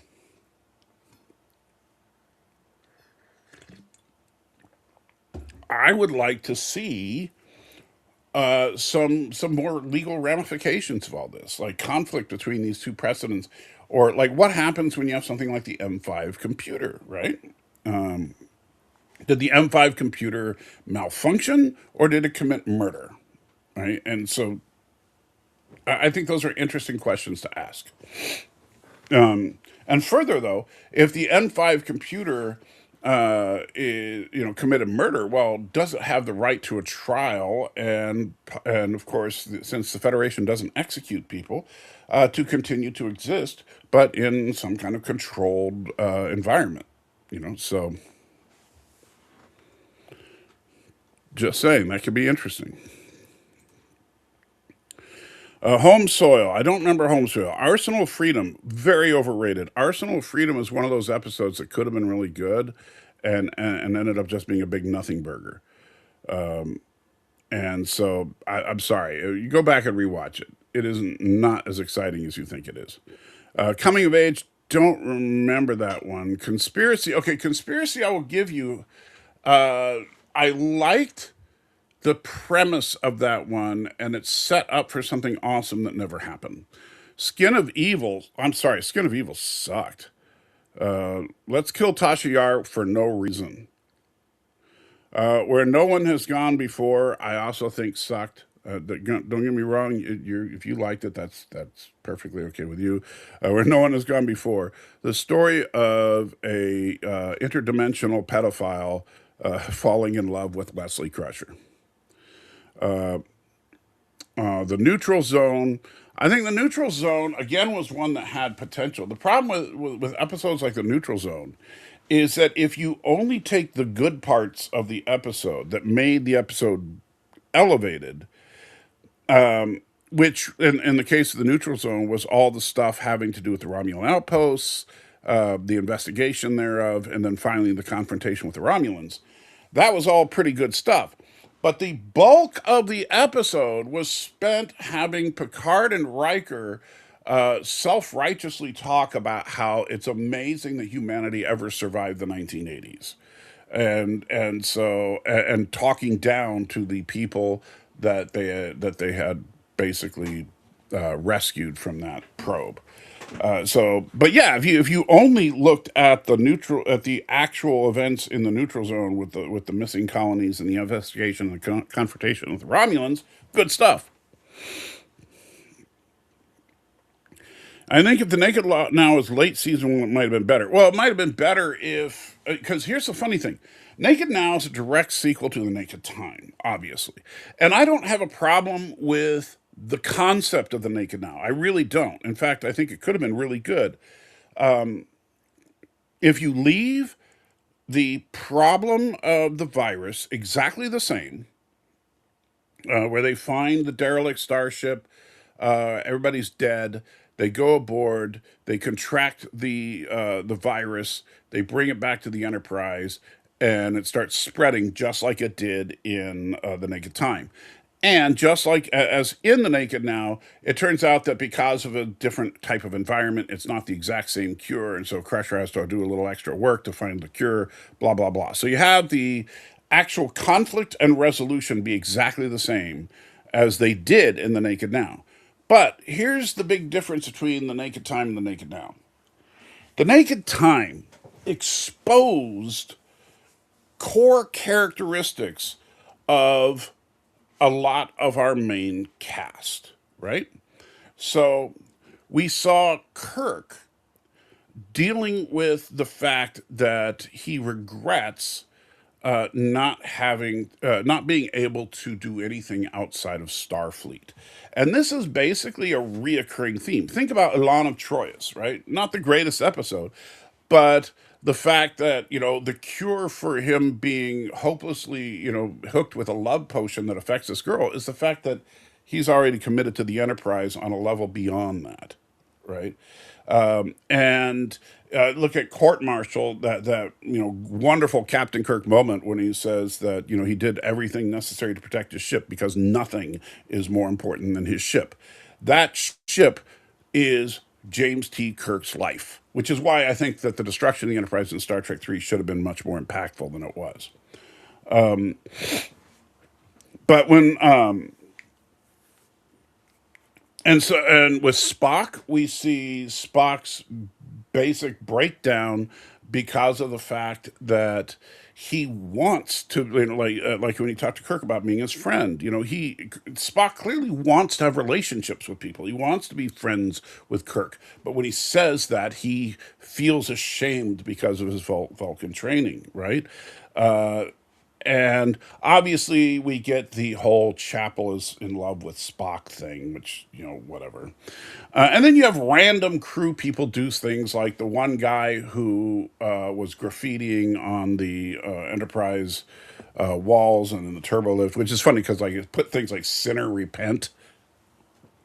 Okay. And, you had a lot of people giggling and just doing random stuff. So then fast forward to the Naked Now. Everybody's just horny. I mean, you do get a taste of what it could have been a great episode with Geordi talking about how much he wants to really see, which, of course, he never does ever again, right? And so that's a problem. I mean, there are times when we see Geordie's eyes. There are times when, but most of the time, we don't see Geordie upset about the fact that he doesn't get to see with real eyes very much, except for in the Naked Now. But Troy gets horny, Picard gets horny, Crusher gets horny. Data gets horny. Yar gets horny. And so it's not so much an exposing of deeper character traits as everybody just gets horny. And so to me, a much less interesting episode. So the Naked Now's problem wasn't its position in season one. I think it should have been, because I think it was the second episode, right? So it's the first one after Encounter at Farpoint. And that's a perfect place for it. Because remember, The Naked Time was very early in season one of the original series. It's a great way to introduce you to the characters, but they didn't do that. And instead, they just had everybody get horny. And sorry, no thanks. Jeff means I need a period after the man. Okay. I'm not sure what specifically you're talking about there. Stretch Armstrong versus a changeling. Well, there's a deep cut. Stretch Armstrong, for those of you who don't know, was a great toy. I know they tried to they did like a newer version which sucked, but Stretch Armstrong, the original, was a toy. It was basically just it looked like a wrestler, a professional wrestler wearing wrestling shorts and big beefy body. But the entire doll was filled with a thick gel, and the skin was made out of rubber. And so you could stretch his arms almost like Mr. Fantastic to ridiculous proportions. And then you'd let go and he'd revert back to his original form. Which was also, it was really cool until something sharp came into contact with Stretch Armstrong, and then the gel started coming out, and yeah, that was bad. but versus a changeling from DS9, well, you have a toy versus an actual person, so changeling. What is worst slash best? Time travel, travel through time, or travel between dimensions? I'm not sure what you're asking there. I mean, like, as far as a storytelling device, you can do either one just fine. But do you have a compelling story to tell that involves either time travel or traveling through dimensions? I'm not, even though I don't believe time travel is possible based on the physics of it, I would say this. You can write a good science fiction story about time travel as long as you follow what would be true if time travel were possible, which nobody ever does. And that, well, occasionally, but not very often. I'll tell you, like, if you look at the Star Trek episode, oh gosh, oh man, I'm trying to remember. It's a season one episode with, let's see, see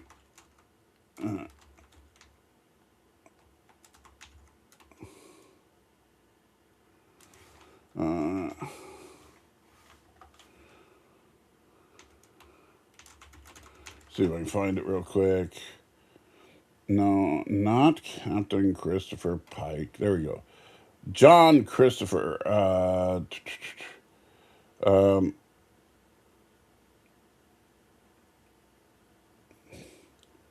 Tomorrow is Yesterday. Is the name of the episode. I was trying to remember. It was one of those.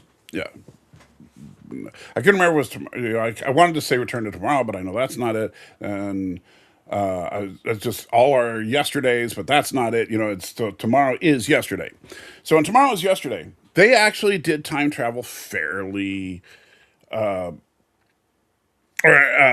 they did it okay in that one, but because the thing is that they go back and they realize that they've got this guy, and if they don't send him back, it's going to break history, blah blah blah. And so they basically, by the end of the episode, have to get everything back to where it needs to be in order for history to be unchanged. Same thing with City on the Edge of Forever. McCoy goes back, changes something. All history is immediately wiped out. The MacGuffin is that the Guardian of Forever protects anything that's in close proximity, so the people on the planet have a chance to fix things. And so Spock and Kirk go back and stop McCoy from changing history. And even though I don't like the episode Assignment Earth with Gary Seven, at the end of the episode, like they have this whole big tense thing where they try to stop the nuclear warhead from blowing up, and they manage to blow it up. And then at the end of the episode, Kirk smugly says, well, according to our history banks, that's exactly what happened. And so the idea is that in true time travel, whatever you do in the past has to actually cause the past to happen exactly how it originally happened. You cannot change history at all, because you run into the grandfather paradox if you do. The Guardian of Forever is an interesting MacGuffin to try and get around the grandfather paradox. But other than that, you can't change history, because if you change history, then all reality breaks.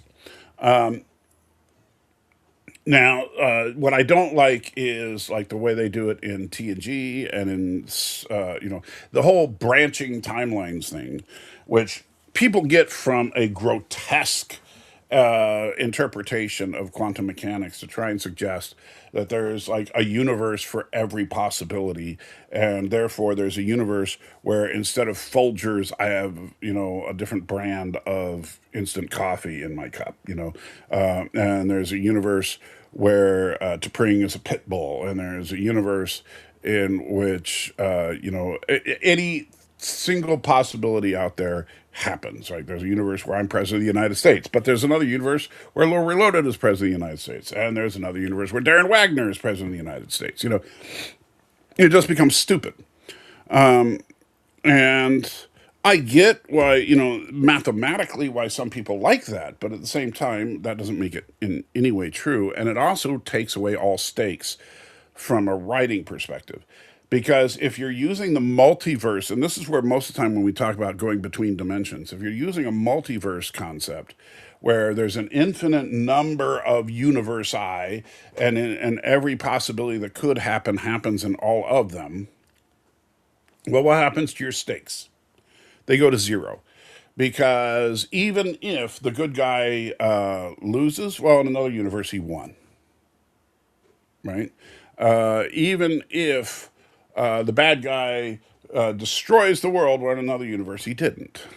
So there are no stakes in a multiversal kind of story unless you do something smart like what I think they're going for in Avengers Doomsday, which is where you have someone who is destroying the entirety of the multiverse and crunching it down into a single new universe. And so that way they're basically taking away all the branching storylines and crunching them down into one, which I think is the smarter way to go.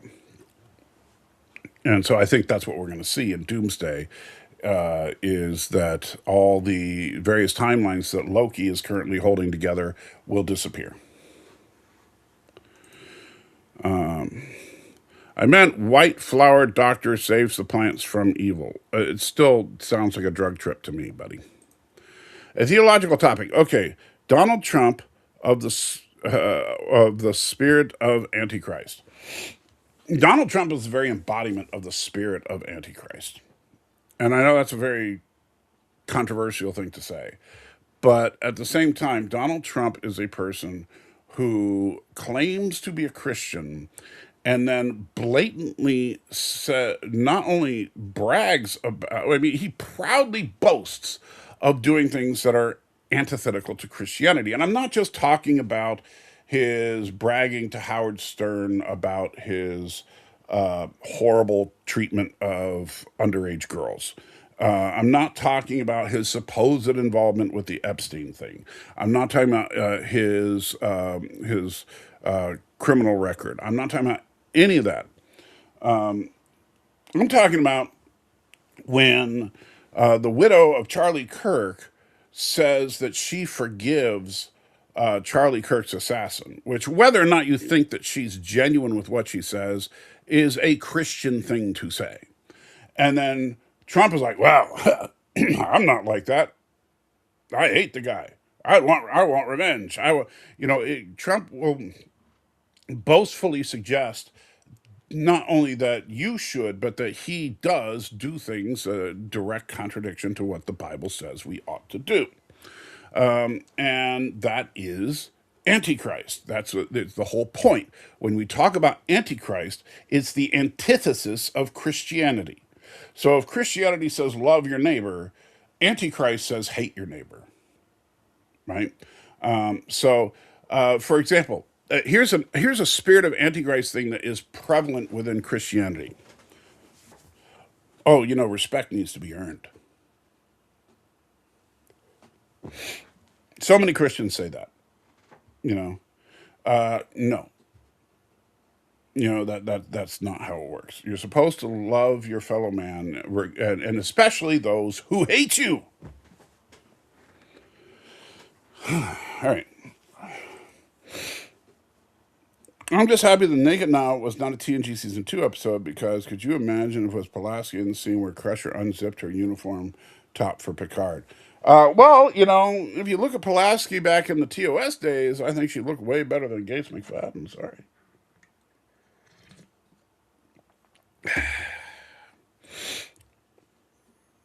I've enjoyed Nestle Crunch chocolate. I like Nestle Crunch chocolate. Daniel says Wesley is a great character and one I can relate to because he's so smart.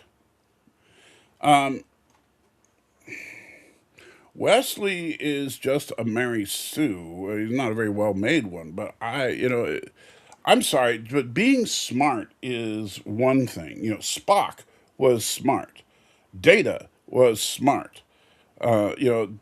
Just because a character is smart, that's not what, Wesley is also insufferable. He's always right, even though he shouldn't be.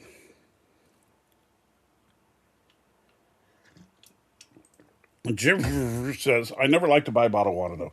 Well, we don't. Well, we do and we don't. We get those 5 gallon jugs. Technically, they're not bottled; they're filtered. And in fact, the filtration system is right there in the store. Like the Primio brand has a filtration system, and they put their filters in Walmarts and at Walgreens and various locations, so you can refill for a lot less than what it costs to buy water. So for about $20, you can refill like 8 or 9 of those 5 gallon jugs, and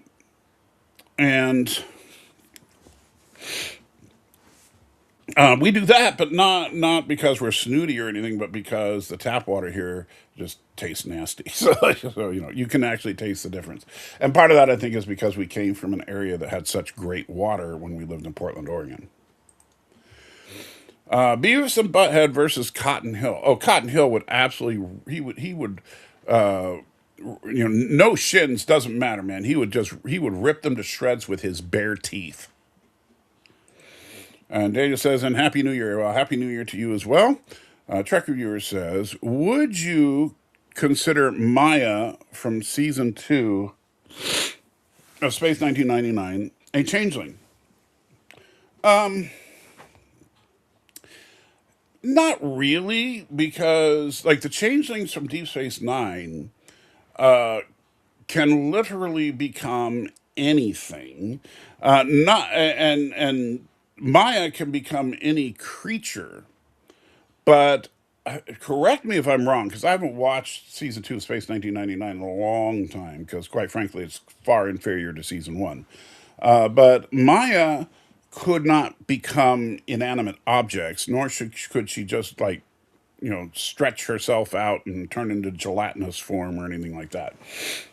She simply had the ability to transform into different animals and different people. However, I think she's probably more on par to like the Kamaloid from Star Trek Six. Street Preacher says I liked Brothers. Not sure what that is off the top of my head. The ones where Picard's veil is lifted a bit. The ones where Picard's veil is lifted a bit are good. Like I said, I think that all the great episodes of TNG are season 3 and beyond. Like even episodes like look, Q Who is the episode that gave us the Borg. And you would think that's a great episode, but it's really not. It's very wonkily paced. And honestly, there's about 15 really good minutes of Borg stuff. And then there's this whole Q story that is just terrible. Let's see. When he loses control, when Picard loses control. Yeah, I'm not sure what episode specifically you're talking about, but Patrick Stewart was. I will not argue. Patrick Stewart was the finest actor to ever grace a set of Star Trek. Linda Carter forever. Okay, not my taste, but whatever. Coming of Age was the one where Wesley takes the test administered by Sam from Quincy. Okay, so if it's the one I'm thinking of, that's the one where like he had to let somebody die in like their version of the Kobayashi Maru, and that was part of the exam or something. And the end result of that, like that episode started with, "Ooh, he's going to actually take his test to go to Starfleet Academy," and then the end of the episode was, "Ooh, he's going to stay on the Enterprise and continue doing this." So, whoop-de-doo. Dexter Morgan versus Jigsaw Killer. Well, that's interesting. They both kind of have a similar MO, to be honest. It doesn't look like it, but they do, because what they both do is render their victim unconscious one way or another. Dexter always uses, of course, a serum that he injects the person with. I don't remember how Jigsaw captures his people, but then they wake up and are either immobilized or in some kind of death trap, right? And so, in the case of Dexter Morgan, I'm not watching any of the new stuff. I watched the original Dexter series which the last season of which was really bad. But the as far as Dexter was always, he was very consistent. He would inject you with whatever, and then you would wake up and you'd be on his kill table and saran wrapped down so you couldn't move, and then you'd be completely helpless and he would just kill you. Whereas Jigsaw would put you into a room with some kind of possible escape, but the way to escape would be something ridiculously difficult to do. So, like, hey, all you got to do is get the key to open the door. But by the way, in 2 minutes, the whole room is going to, light up like a furnace, and the key is surgically implanted inside your genitalia or something. Just something sick like that.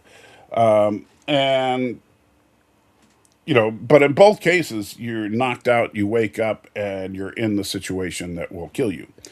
However, I'm going to give it to Dexter, and the reason being is that in an actual, let's say that if Dexter gets the first blow, right? So Dexter knocks out Jigsaw.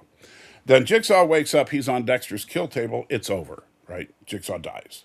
However, if Jigsaw strikes first and knocks out Dexter, then Dexter wakes up and he's in one of Jigsaw's death traps. And Dexter, being a total sociopath, will probably have no difficulty getting out of the death trap. And so Dexter will escape and then go after Jigsaw again. So I think that Dexter has a definitive advantage.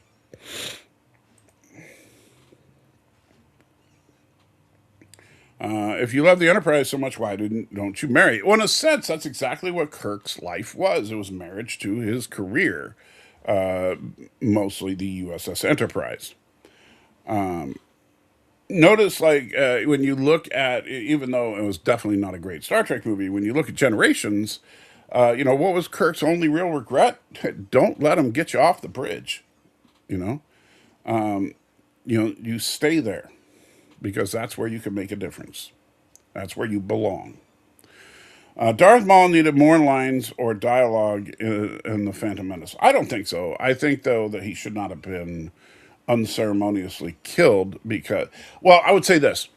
If you replaced Count Dooku with Darth Maul, I think episodes 2 and 3 would have been better. I would have loved to have seen at the beginning of episode 3 the final showdown.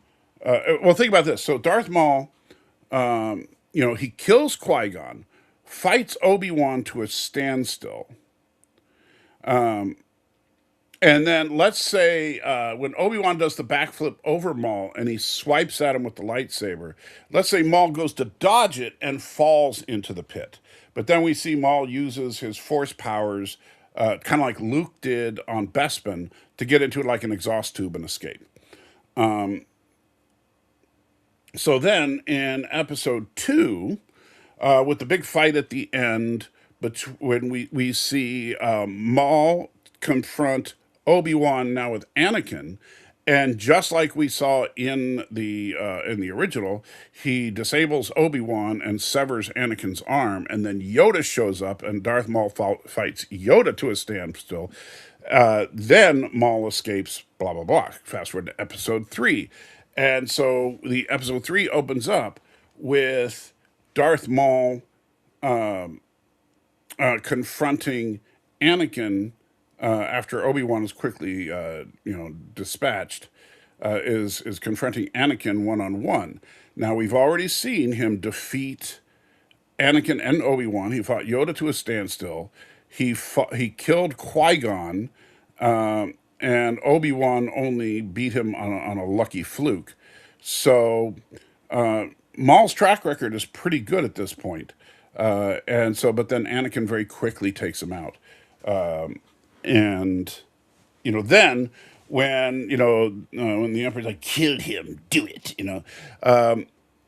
it makes more sense that Anakin would want revenge on Maul than he did on Dooku. Because remember, Anakin as a boy, his first really connection outside of his mother and Watto was Qui-Gon, and then Qui-Gon was quickly dispatched by Maul. And so he's facing not only the person that cut off his arm, but killed his original father figure. Looks like McDonald's also offering takeout boxes you can easily lift off unless it's just AI. I don't know. Haven't heard about that, but like I said, In and Out has always been part of their thing where they ask you when you're doing drive-through if you're going to eat it in the car, and then they put it in a uh, easy to use car box. And then there's Street Preacher with a link, I assume, for the McDonald's product that you were talking about. Let me see here. Okay, I don't care about that. Let's go to make me look stuff up of your channel.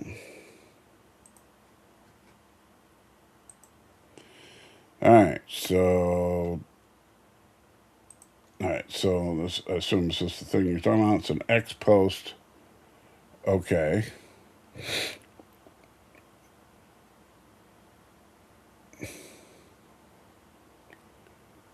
Yeah, I'm sure that's fake. I mean, that's an interesting idea, but yeah, that's totally fake. It's got to be.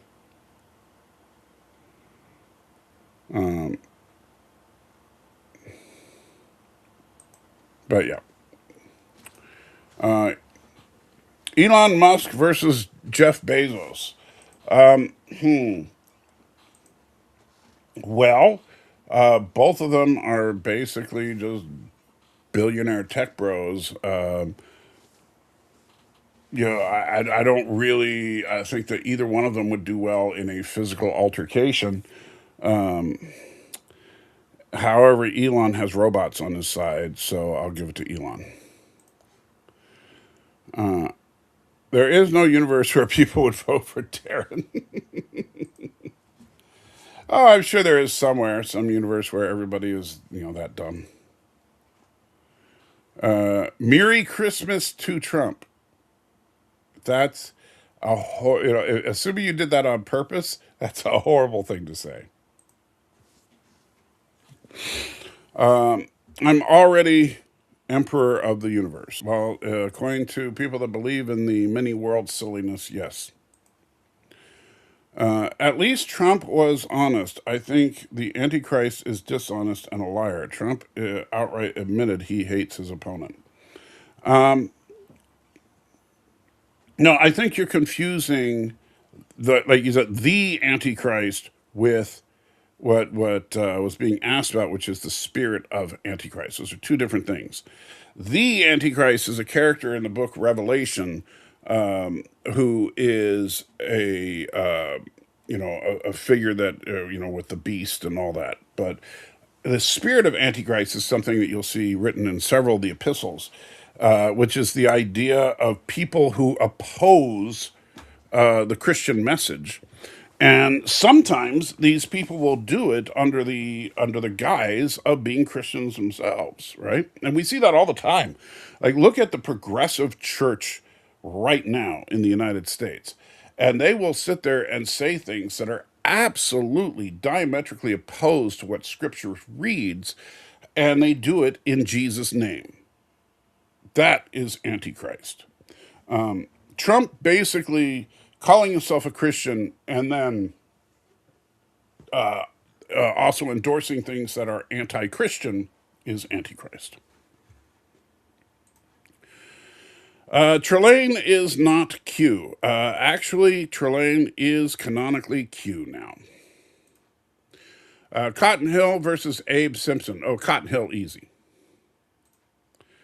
On late today, yes, Lee. Unfortunately, I was a little bit late today. I'll be wrapping up probably pretty soon, but I'm going to try and get caught up in the chat and stuff. Brothers, I think, is the one where Picard goes home after Best of Both Worlds and visits his brother and nephew. I thought that was family for some reason.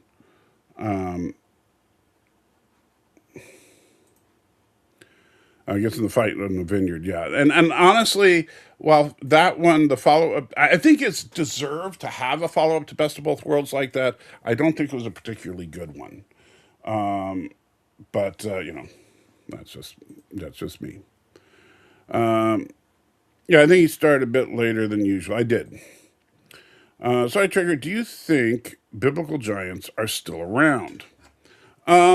I don't see any real evidence of it. Well, it also depends. Unfortunately, some of the units of measurement from biblical times are we're making some how long is a cubit and stuff like that. We have general ideas to some of this stuff, but when it comes to like with Goliath, right? You look at Goliath, depending on who you're asking and their recollection of the scale of measurement of the time, Goliath is somewhere between 7 and 10 feet tall.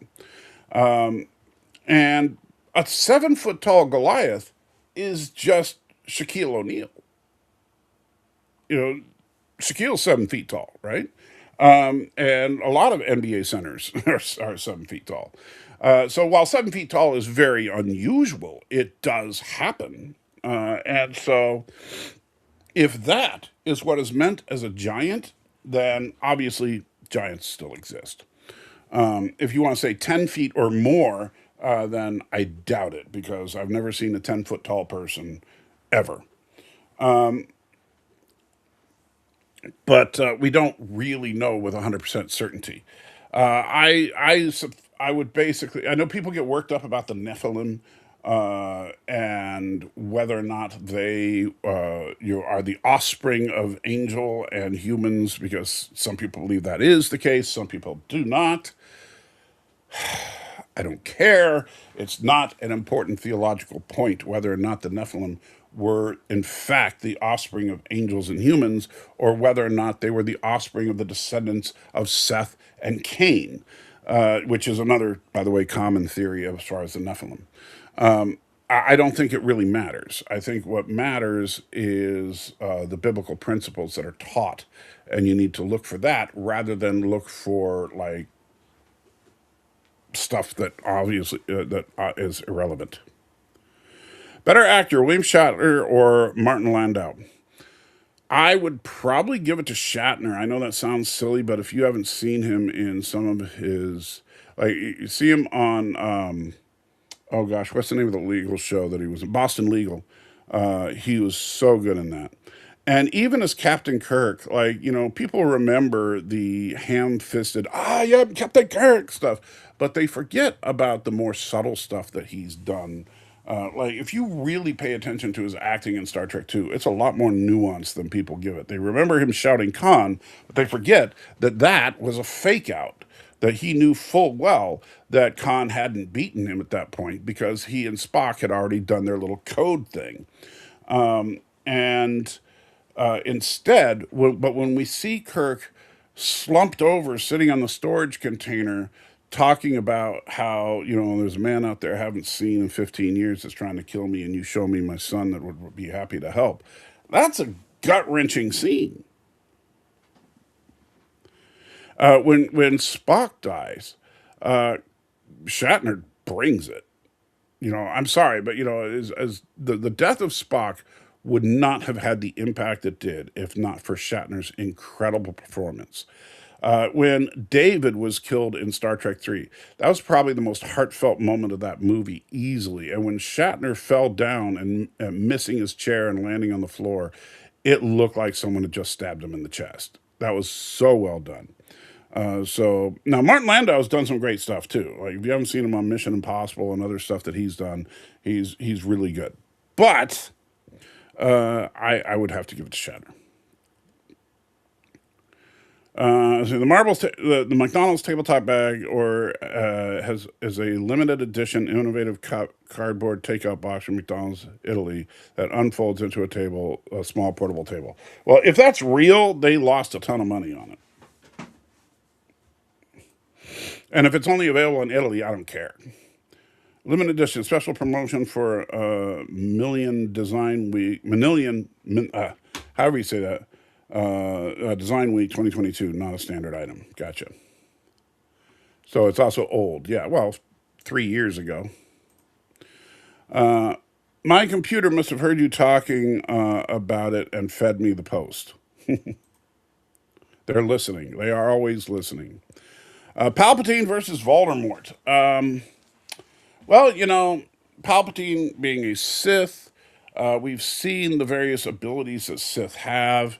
Voldemort being an evil wizard from the Harry Potter universe, obviously. Both very powerful, but if you look at it, the big difference, I think, is that Sith, like Jedi, do not require a device to focus their powers like wizards do. So Voldemort, for all his power, needs his wand to fight Harry Potter. So yeah, I don't think that that works. So I would give it a Palpatine.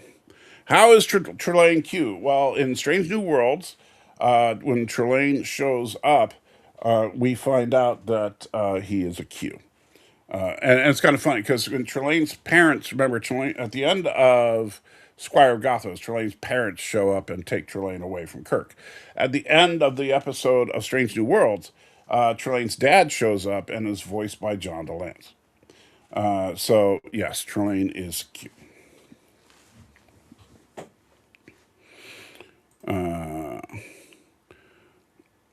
Brothers is the one with Data taking control of the Enterprise, and the kid who played a prank on his younger brother, and the younger brother eats something that makes him so sick that they were trying to get to a starbase. Yeah, I don't remember. Arabic in the house says hello. How you doing, buddy? I think the Shatner was good in the Twilight Zone and 12 O'Clock High series, the series where he plays a soldier who has a mental breakdown. Shatner, yeah, he's good in a couple. He was in a couple of Twilight Zone episodes. I like the one with the little fortune teller. If you haven't seen that one, it's actually pretty good. Everybody remembers him from Murder at 10,000 feet, but or however many 3,000 feet or whatever it was, because it was in the 50s. But nobody remembers the other one, and he was really good in that. Shatner was great in the motion picture. I think the motion picture.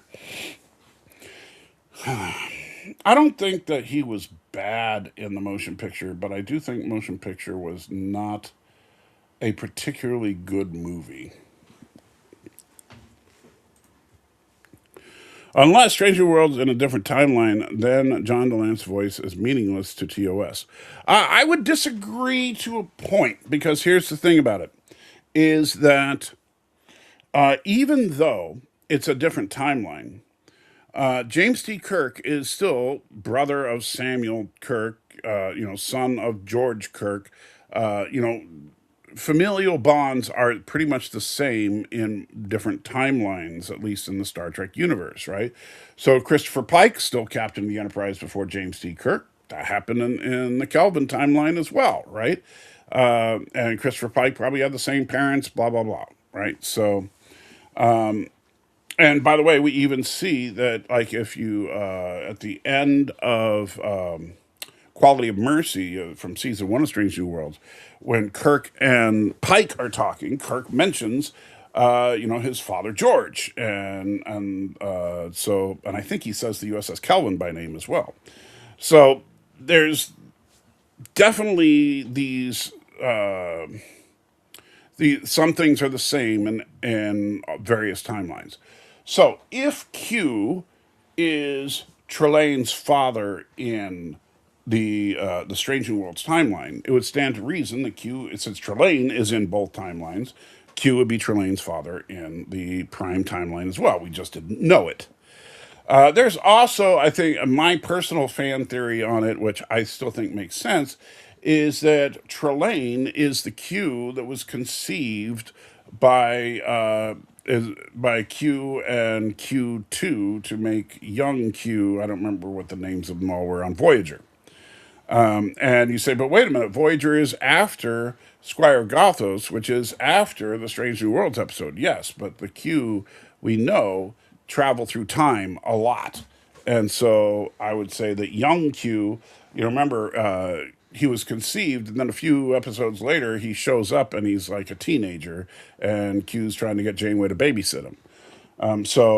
I think a few years after that, in his world, he happens to be in the 23rd century and runs into Captain Kirk. And maybe a few years after that, he goes back in time a little bit before to mess with Spock because he remembered what an annoyance Spock was before. And unless Q exists the same in all timelines, I don't necessarily think that's the case. I just think that if a person exists in both timelines, then their parents exist in both timelines. Honestly, my favorite Trek is Deep Space Nine. It has its follables. I'm not sure what you mean, but and I'm still mad at Odo to this day. The characters are so memorable. I think Deep Space Nine of the Berman era was the strongest show. I liked the Dominion War arc overall. I like the fact that Star Trek got its groove back. Basically, instead of being the overly pacifist utopia that Picard kind of put forward, it was no, Starfleet is the military. Get over it. And I think that the Dominion War solidified that. And notice post Dominion War, we start having all these new classes of starships that are actually have teeth, unlike the Enterprise D. And so I think that that's all fine and dandy. Although I'm not a fan of the fact that Cisco should be in a prison, and committed war crimes. But that's a whole other thing. And too bad Laura left early, or he would back me up on that one. So Strange New Worlds is even rewriting Voyager, where Q says his son was the very first Q born in the continue. He doesn't. I don't think he says that he's the first one ever born. I think he says he's the first one born in a very long time. No, not necessarily. It's not necessarily a retcon, if you will, of that because of the fact that the nonlinear nature of Q.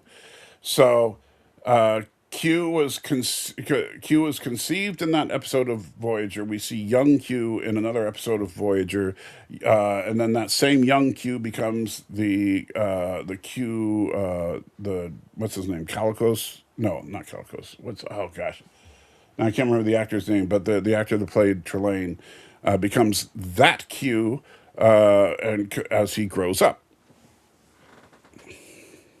I don't have a problem with it. I think that it only becomes a conflict if you take a very stringent interpretation of canon and say that because I believe this, it must be true. I think that you have to look at it the same way that you look at canon of scripture in the real world. Is that if you look at the world and you see something different than what you read in scripture, then you're reading the scripture wrong. And so, if you look at the universe of Star Trek, if Trelane is Q, which was established in Strange New Worlds, but you say, but that can't be because Q2 was the first Q conceived in however many millennium, according to Q, in the Voyager episode. Well, is there a way to interpret that makes sense? Well, yes, we know that Q jump around in time all the time. No pun intended there. And so who's to say that Trelane isn't that same Q? Cotton Hill versus Muttley. Oh, Cotton Hill will eat Muttley. Literally. He'd be like, yeah, when I was in the war, I used to eat dogs all the time. Yeah, Cotton Hill for the win. Homelander versus Metro Man. You know, Metro Man, I think he's powerful, but he suffers from the same problem that Homelander does, which is that Metro Man doesn't really have anybody of his power level to fight, because Megamind wasn't that powerful; he was just smart. So I think that Metro Man versus Homelander. Homelander also doesn't have a lot of combat experience with people at his power level, but is much more ruthless and willing to use deadly force. So I think that Homelander kills Metro Man. Laugh like Muttley. Man, it used to be. That's the best I can do. Doesn't. No Trek history. They're just pulling all out of the air. I would say that that's an assumption. I do think that there are times when they obviously do things that were like, whoa, wait a minute. That doesn't make sense according to Trek canon. I think Laura brought up an interesting point when we talked about this the other day. is that if you tie the writers to Trek canon with every little detail, then you can't write anything for Trek. But the and Trek Reviewer, Metro Man was the arch enemy of Megamind in the movie Megamind. Check it out; it's actually a good movie. But anyway, Metro Man was like a Superman clone. But anyway, so when you talk, like for example, in Star Trek Discovery, people got really upset, and I was one of them. I fully admit that I yelled in outrage about it. The fact that Lorca, when he was captain of the Discovery, had a Gorn skeleton in his closet, quite literally.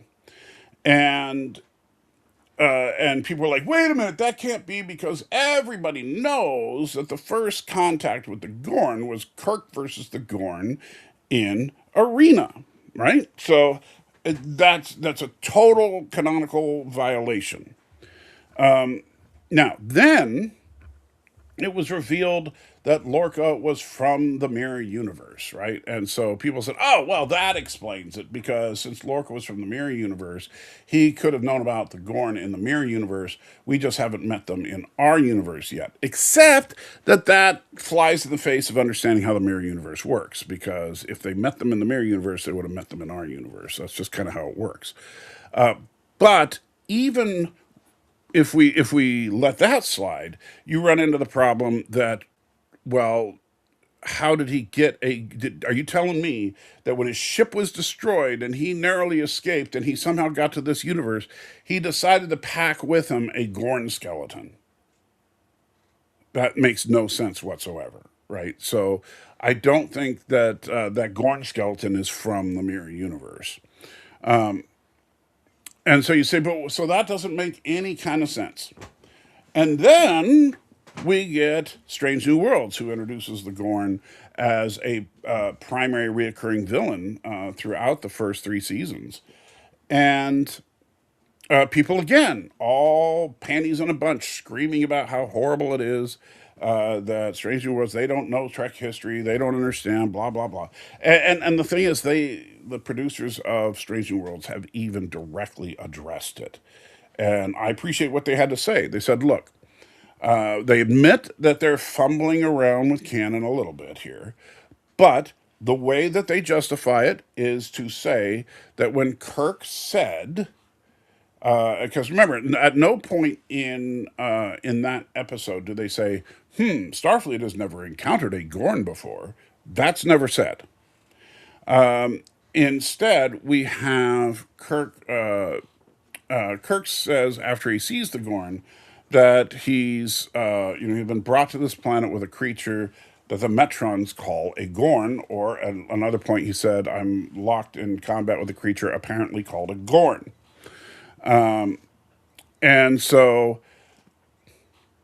that to you could be, well, that's a big problem. Now, I'd have to go back and rewatch, but I don't think that Kirk ever had any direct interactions with the Gorn in in Strange New Worlds. And so it's entirely possible that Kirk just didn't know what a Gorn looked like, because think about it. The Federation didn't have, like, at the beginning of Strange New Worlds, there's very little known about the Gorn.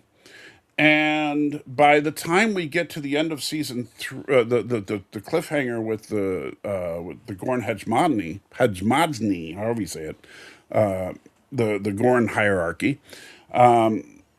At the end of that, the Gorn are put into a state of hibernation, and so will probably not be heard from again until the Battle of Cessus 3. So, if that's the case, if that's all the encounters that the Federation ever had with the Gorn, it's entirely plausible that Kirk had no idea what a Gorn looked like, because it's not like you sit there and study every data entry from every single captain, from every single encounter with every single alien species, right? So, Kirk may have heard the name Gorn, but didn't know what a Gorn was. Or the other thing, and some people have said this, is that, well, maybe it's because the fact that the Gorn that we see in Strange New Worlds are these giant Godzilla-looking things, 10-foot tall lizards with giant tails and everything, and the Gorn we see in Arena just looks like a dude with green skin and a frog face, right? So maybe what's the deal there? And to which some people say, well, there could be different species of Gorn within their confederation. And all that makes sense. By the way, they also wrote in a thing because we saw the Metrons in season 3 of Strange New Worlds, and they mentioned that they may actually have to change Federation and Gorn memories of each other. And so that means that they could wipe it out there. So all of that is perfectly possible and feasible within the canon that we see. So, and of course, I still maintain that Strange New Worlds is in a different timeline, but that's not canonical right now either, and I admit that. So, assuming it is supposed to be the same canonical timeline, and just because it looks different doesn't mean it's not canonically the same. So, that could there's a multitude of possible explanations as to the Gorn situation as far as the Federation encountered the Gorn in Strange New Worlds, and yet the Kirk didn't know what a Gorn was apparently. And the other thing that's kind of interesting is that the first time we hear Gorn is from the Metrons when they're broadcasting to the Enterprise. I mean, we are the Metrons, right? And they're talking to them. And so the Metrons explain what they're about to do. They're going to say that, Kirk is going to be taken to this asteroid, and then say, as will the captain of the Gorn ship. And when they say this, interesting, I mean, it's pure coincidence, but it fits with what we're talking about here. By pure coincidence, the camera cuts to Spock, who's like he remembers the Gorn because Spock actually killed a Gorn in Strange New Worlds, right on the bridge of Patel's ship. So so Spock would know what a Gorn was. Kirk, however, never having had an encounter with Gorn, wouldn't have that kind of reaction. So I think that that's kind of an interesting take on it as well. So remember, when we're looking at what we see versus our preconceived ideas, we have to stop and use critical thinking and say, well, wait a minute, is it really a contradiction, or is it just a contradiction to what my assumptions were before? And that's the big problem. Same thing like when we talk about, Copernicus and Galileo and whether Earth was the center of the universe. You know, Nowhere in scripture, and even though that wasn't the case, despite popular belief, Galileo was not tortured or imprisoned because of sacrilege, so to speak. But it was the general belief that the Earth was the center of the universe. But that was also the scientific belief of the day, not just the theological one. And if suddenly someone comes along and says, well, wait a minute, I think the sun is the center, does that mean the Bible is wrong? No, it just means that an assumption we made about the Bible is wrong. I wish they could have gotten John Alliance's son to play Trelane in Strange New Worlds like he played Teenage Q on Voyager. Well, except that he probably looks and acts less like Trelane than the dude they cast. I don't even know if John DeLance's son is still acting. Not every Trekkie thinks Trelane is Q's, specifically your friend Steve Shives. Well, Steve Shives has not been my friend for a number of years. He cut off all people that are right of Stalin, apparently. But as far as whether Steve Shives thinks Trelane is Q, is that as a reaction to the Q episode from Strange New Worlds that he said that, or is this a reaction to something prior to that? Because if it's something prior to that, you could make an argument that Trelane's not a Q because it was never stated he was.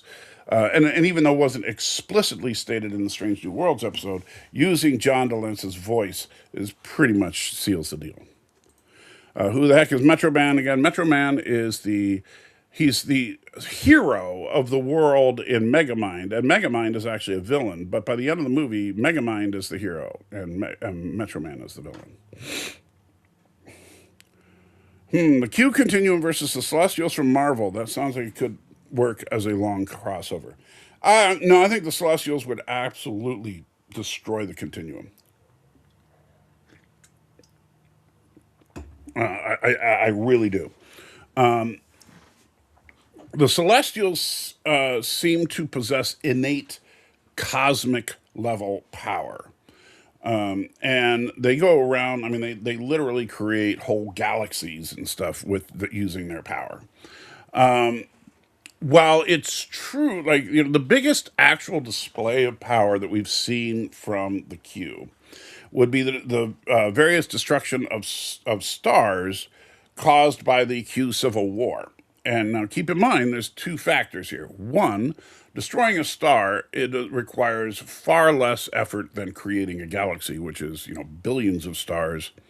And even if you were just destroying one star compared to creating one star, the creation would outdo the destruction. And as Spock likes to say, it's a matter of cosmic history that it's easier to destroy than to create.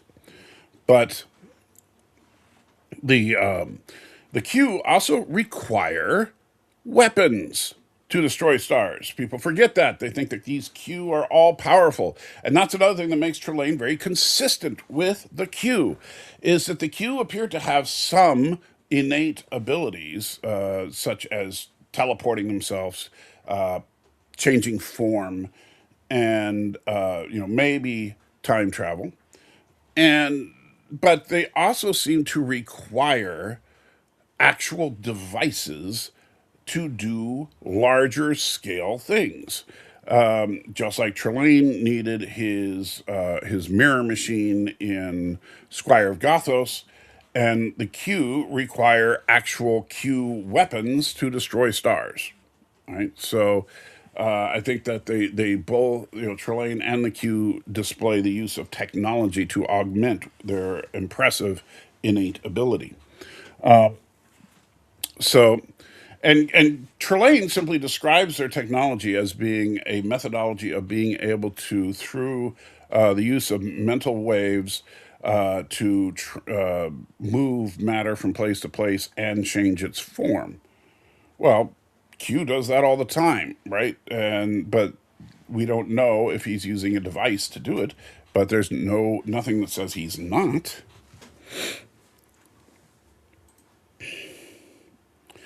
I wonder what Michael would look like in a poncho. I'd look like me in a poncho. Just like in a mirror darkly, the main universe defiant apparently traveled back in time. Also, why wasn't the Terran Empire more technological? Yeah, that. Well, I have a thought on that, and I'll tell you my quick theory on that. I think where we talk about these branching realities, and so if you want to create a branching reality type of scheme, a multidimensional universe, I would dare say that the only time reality truly branches is if time travel is involved and anything is permanently changed in the past. So, in the case of the USS Defiant, yes, the presence of the USS Defiant changed the Terran Empire, which is why, by the way, by the Burnham era, Georgiou had her mega Death Star massive super ship that could basically eat planets for breakfast or whatever, and that didn't exist in the original Mirror Mirror, obviously, where the technology was the same. So I think that shows that what happened was that if I went back, created and In a Mirror Darkly was the creation of a branched timeline in which the Terran Empire got this technology and it changed things. Now, for all we know, it is entirely possible that there is a Terran Empire version of the Defiant that went back in time, got in the hands of the Tholians, but the Federation never got their hands on it. And in the prime Terran timeline, the same. It went to the Tholians, and the Empire never got their hands on it. But we don't know. More advanced from TOS, yeah, that's where I got into. Cotton Hill versus Buster Keaton. Again, Cotton Hill, he's going to be a tough one to beat. I think he beats Buster Keaton. Shouldn't the Terran Empire perhaps be as advanced as the Federation was in the TNG era, perhaps. You would think so. They've had about 100 years at the point of TOS to retrofit what's the term? Reverse engineer all the technology from the Defiant. But you're also assuming, like, another thing that's kind of interesting about In a Mirror Darkly is it kind of establishes that Empress Hoshi uses the Defiant as basically a base of operations so that she is invincible, right? Because he who controls the Defiant controls the universe. Well, what if the Defiant, if the massive mega uber planet sucking whatever ship of Georgiou's is just what the next generation of what the Defiant was? It's the same ship, just been refitted over and over and over. That's a possibility. And so they never, because they're the evil Terran Empire, they never bothered to reverse engineer anything, and so all the technology was discovered at the same basic pace. However, I tend to think of the branching timeline idea that the mirror universe we see in Discovery is not in actuality the same mirror universe as we see in Mirror Mirror. The Terran Empire just doesn't seem like they would rest on their laurels after all that. They would always want to be the most advanced technologically wise to maintain their empire. You would think, yes. I think, if I remember correctly, the Terran Empire in NX-01 was more advanced than the main universe NX-01. No, they were pretty much the same, just a different paint job. I mean, like Scotty said, the differences between them were just minor differences in instrumentation. Didn't the new Empire NX-01 have shield technology? It didn't take. It did take a hell of a beating after all before it was destroyed. I don't remember if they had shields or hull plating. I'd have to. Let's see. I know that obviously the Enterprise in there had shields, but let's see. Um, in a all right, so in a Mirror Darkly, I think so. The Enterprise is pretty much wiped out in part one. So let's see if we can find it. Okay.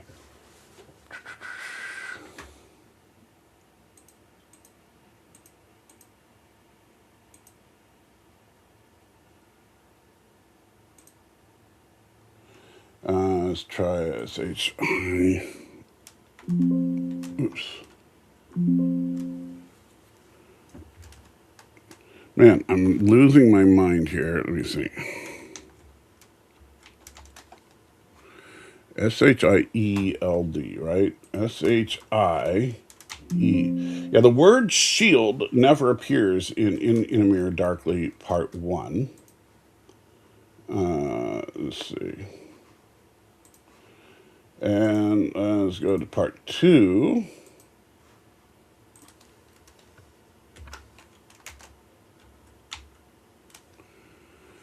And okay. And then in part two, we get the word shield, let's see, it looks like 3 times. First is Reed saying the shields are still functional, talking about the Defiance. Reed says our shields are weakening the clamps, but they're still holding, which is immediately after Archer raises said shields. So again, Defiant shields. And then the other one is Travis saying primary systems are coming back. We have shields. And so, and that was during the climactic battle at the end. So, yeah, so the word shields only is mentioned 3 times in the entire two-parter, and they were all referring to the Defiant.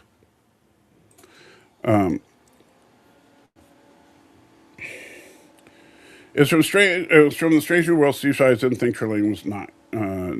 Didn't think Trelane is not Q. That's a double negative. He didn't think. Steve Shives don't think Trelane is not Q, meaning he does think he is Q. I get what you mean. Let's see. Does Michael know who Nick Fuentes is? He's part of American First Movement. He wants America to be 100% Catholic. Never heard of him. But hey, if you're Catholic, I don't fault you for wanting everybody to be Catholic, even though I disagree with you. So if that's your stated goal as a Catholic is to make everybody Catholic, okay, fine, I don't care. However, if your goal is to change the laws to say that you need to be Catholic, you and me are going to have some issues. And as far as American First Movement, I don't know what that is. It sounds very MAGA esque. And the problem is, America First can be good or it can be bad. And let me explain a little bit about what I mean by that, because a lot of people think I just hate Trump to hate him. I don't, but I disagree with his policies a lot. And I also disagree with his boorish behavior. I think it's unbecoming of a president. But boorish behavior aside, we look at things like the tariff policy, and people will argue at least for the next 10 years, whether or not his tariff policy was any good. So the problem is that, okay, MAGA people pride themselves at being conservative, which they're not if you believe in the tariff thing. Because tariffs is a form of protectionism. It's a way to try, the idea is to protect American jobs by preventing unfair competition based on the idea that manufacturing costs are lower in other countries, right? So we tariff the other country's goods to level the playing field, so to speak. Except that in some cases, we straight up ban the imports nowadays.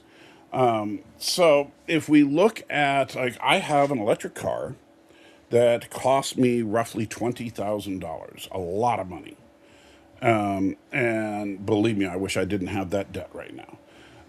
But the equivalent car in China today would cost me between 4 and 8 thousand, depending on options and stuff. Now, why don't we have $4 to $8,000 electric cars in America? Because we won't let the Chinese sell their cars here. Now, the car would have to be more expensive, not because of tariffs, but because America has higher safety standards in automobiles, and so that $4 to $8,000 Chinese car would probably cost around 10 to 15 thousand in here in America once you brought it up to American safety standards. But that would still be a whole lot less than 20 to 40,000 ish for the same equivalent American car. So you think, well, we don't want Ford and GM and everybody to go out of business because all of a sudden Chinese companies are selling cars at half the price, right? Right? Makes perfect sense.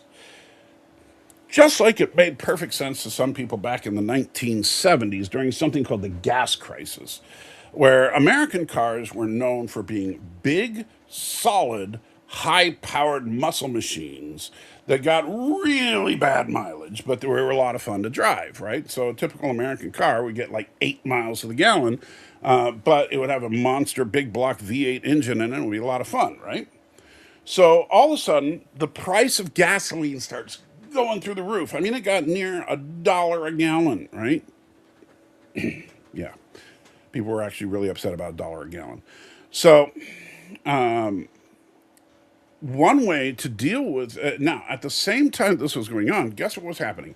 Little companies like this company called Datsun were making cheap, lightweight, high mileage cars that would get upwards of 30 miles to the gallon compared to the 8 miles to the gallon the American cars were getting. So all of a sudden, cars like the Datsun B210 were selling like hotcakes in the United States, right? So the Trump thing to do would be to simply block the sale of Japanese cars in the United States because that's unfair competition, blah, blah, blah, blah, blah, the same kind of crap you're hearing today. And I know some people say, oh, but the tariffs are to get back for unfair tariffs. You know what? I don't have a problem with tariffs that match tariffs coming from other countries, but that's not what we're doing. If you know, like if China said, okay, we're going to tariff your cars at 30%, then if we tariff their cars at 30%, that's fair, right? That's truly balancing. However, if you're say if they're tariffing at 30%, so we're going to tariff you at 200%, yeah, that's stupid. That's you're trying to stifle competition. So, what happened in the United States after the Japanese invasion of the 70s and early 80s, where all of a sudden Datsun, later Nissan, and they're still around today, obviously, Honda, and Toyota were selling tons of cars in the United States because they were making lightweight cars that got great gas mileage. Like when my parents bought a Nissan Sentra, which I know today the Nissan Sentra isn't really considered an economy car. Let's see. But I'm trying to see, I don't want to see what year it was. Yeah, 1982. They bought a Nissan Sentra. 1982. Think about that year, right? The Nissan Sentra in 1982 got 48 miles to the gallon, right? And if you got, depending on the package you got and everything. And they advertised it as this 48, 48, 48 deal because you get 48 miles to the gallon. And they gave you like 48 months free financing, and the price of the car was $4,800, right? And so that was brilliant marketing, right? So so today most cars can't hit that kind of mileage. Now, yes, the 1982 Nissan Sentra could never meet modern safety standards. There was no such thing as airbags yet. The crumple zones that we talk about today didn't exist. You know, a lot of technology that is required in all cars today didn't exist in 1982. But at the time, they were able to make a lightweight car that got almost 50 miles to the gallon, where American cars couldn't even come close to that. So, what happened to American cars? Did Ford and GM and everybody go out of business? No. A couple of those companies ended up folding. But what they did was they retooled themselves and to compete, and it took them years to do it. Ford didn't start putting out good, high mileage cars until probably the 90s. But when they did, now Ford makes good competitive cars, right? When it comes to competing with Japan and all that. Same with GM. Chrysler went the way of the dinosaur, but that's the way it goes sometimes. So, but by blocking the sale of Chinese electric cars, all you're doing, it's not protecting Ford and GM. It's not preventing them from going out of business. All you're doing is enabling them to continue to sell an overpriced, bloated car at $20,000 that should be, at most, a $10,000 car. But we're not letting capitalism run its true course. The idea of capitalism is open and free markets. And so the way that you keep prices under control is not the government coming in and setting prices. It's by letting the different companies fight it out. Because if China's selling a cheaper car, then you better believe that Ford and Honda and everybody else is going to come out with a way to sell a car just as cheap. But we're so afraid that we can't compete. We become such wusses as Americans that we can't. We're terrified of the idea of actually having a fair fight with these guys. So instead, we beg the government to protect us. That's what protectionism is all about. And so with protectionism, you inflate prices. It does not bring prices down, and ultimately, it does not really protect American jobs.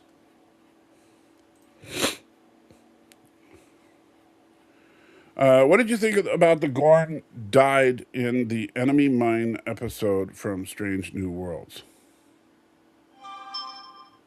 The Gorn died from the Enemy Mine episode of Strange New Worlds.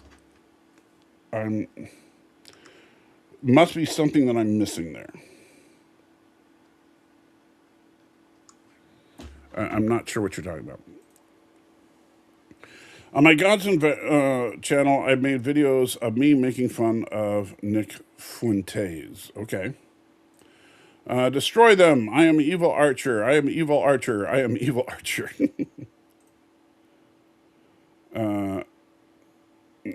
Nick Fuentes is self-appointed. You almost used the word. I'm glad you didn't. Tariffs are terrible. Just like Dollar Tree has gone up in their prices yet again this year for certain products. Yeah. Well, and tariffs, again, they don't bring prices down, they only raise prices. Because people think that at no point is, the fluctu. Here's another problem. I mean, like people, and this is where people blame Trump and or Biden and any other president for things that they're not to be blamed for, or give them credit for things that they ought not get credit for. The price of gasoline is not something that the President of the United States has any kind of direct bearing on. I actually watched an interesting debate between there was like a MAGA conservative, a moderate conservative, a liberal, and then a leftist. So people on different points on the dial, right? And when they got to gas prices, of course, the MAGA conservative gave the standard line that Trump supporters tend to give, which is that the reason the gas prices were high under the Biden administration was because Biden cut off, the pipeline that was going to, feed all this oil into American refineries, and he cut off American oil drilling, and he cut off all this American oil production, right? So the problem is that that's just factually not true. If you look at the actual numbers, America was producing more oil during the Biden administration than today. Even with Trump's wonderful, because people say, oh, gas prices have gone down a bit since the peak during the Biden administration, and it's because Trump is so awesome and he's opened up for more drilling and he's doing all this great stuff to allow more drilling domestically and all that. We're not producing as much oil right now as we were during the Biden years. So, how is that? Why is that? Because the price of oil, uh, first of all, so if let's say that you cut off all new permits for domestic oil exploration, would that have a negative impact on gas prices in this country? Yes. Would it happen within the next year or two? No, it would take a long time for it to impact because even if you did greenlight every single request for a new oil well, then it takes years for the oil well to get operational. So it's not going to impact the price right away. And even when the oil is drilled out of the ground, guess what? It's not like super low discount oil. That's another thing that people are confused about. The price of oil is set by a group called OPEC. They're usually portrayed as being this evil group of billionaire sheikhs from the Middle East. However, the funny thing is, you know who's a member of OPEC? We are. Right? Every OPEC is, I don't remember the exact acronym, but it stands for something like oil producing countries, blah, blah, blah, blah. Let's see. The So OPEC stands for Organization of the Petroleum Exporting Countries. So if you're a petroleum exporting country, you are a member of OPEC, right? So now it looks like we're not currently a member of OPEC. We were during the big crisis in the past, but that's interesting.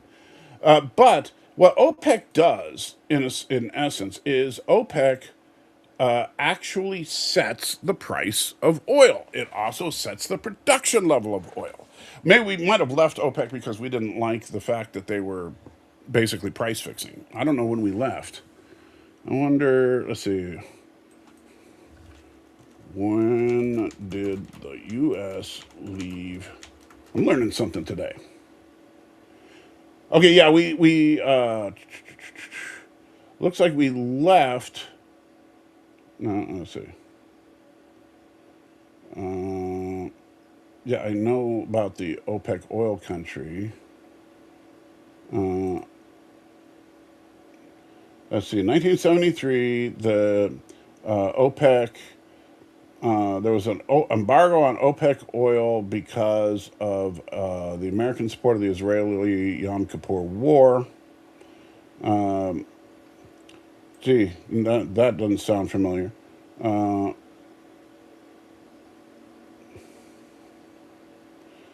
da, da, da, da. I guess no. I guess we're not a member. I thought we were for some reason. But OPEC sets the price of oil. All right. So let's say OPEC says the price of oil is going to be $13 a barrel or whatever it is. I don't know what oil costs these days. And so, and then of course, that price of $13 a barrel directly impacts the price of gasoline because the crude oil, $13, you put it through the what's the mechanical stuff, and you have to spend a lot of money on the maintenance of an oil refinery and the people that work the oil refinery and the processing of the oil refinery, and then that $13 worth of oil comes out and produces X number of gallons of gas, which you then have to sell for enough money to make a profit. And I know a lot of people think, oh, the oil companies are evil because they make billions of dollars. But the truth is, the oil companies make very low profit margins. They, like if you lowered the price of gas by a nickel, that would basically take away all of their profits. So it's stupid to try to think that they're like gouging us on the price of gas. They're not. The main reason for the price difference in gas from place to place within the United States and even between different countries is because of taxes more than anything else. So California has high taxes, so you pay $5, $6, $7 a gallon. Tennessee has low taxes, so you spend $2, $3 a gallon, right? So that's just the way it works. However, when OPEC sets the price at $13.50 a barrel, right? What do you think domestic people are selling their oil for? Newsflash, it would be $13.50 a barrel. And so if OPEC raises that price to $14 a barrel, what do you think the locals are going to do? They're going to raise their price to $14. So it doesn't lower prices to have domestic production of oil because they're still going to price their oil at whatever OPEC is charging. The only way to get around that would be to socialize oil production in this country, to have the federal government take over oil production, and then they would set the price, right? Because instead of OPEC, it would be the United States government saying this is what would be some kind of federal bureau of oil production, right? And the Federal Bureau of Oil Production, which, by the way, that is, I mean, people say, oh, we're a capitalist country. We are not. We are best a capitalist socialist hybrid. And really, what we are is fascist, but that's a whole other discussion because people don't even know what fascist means anymore. But if you were to look at the actual production of oil, that says very little about the price of gas. What really sets the price of gas is supply and demand. And so, what happened that a lot of people forget about is COVID massively disrupted supply chains, right? So, all of a sudden, this was during the Trump administration, obviously, and I'm not blaming Trump for the disruptions, but this is stuff that happened during Trump and Biden and now that people don't take into account. So during the Trump administration, the price of oil skyrockets because of the fact that the supply chains are messed up. Oil is not getting shipped. People are desperate. People are screaming for oil production, and things are going bad. But then governments start doing shutdowns, right? And so all of a sudden, the demand for using oil for gasoline goes way, way down because people are driving a whole lot less. And so the price finally stabilizes and then starts to decline, and it's been on the decline since the Biden administration. It started declining during the Biden administration, and it continues to decline today. And it's not because of anything that Biden or Trump or, well, I should say Trump or Biden or Trump before him. It's not because of anything they did. It was because of the huge disruption in the supply chain and that caused a huge spike in the price of oil, and now oil is slowly going back down. And so, now that's why now, when people say, "Oh, this is the lowest price of oil we've seen in 4 years," okay, so, Or like, it's is it as low as it was as it should be? No, but it never will be because the companies will always charge everything they can.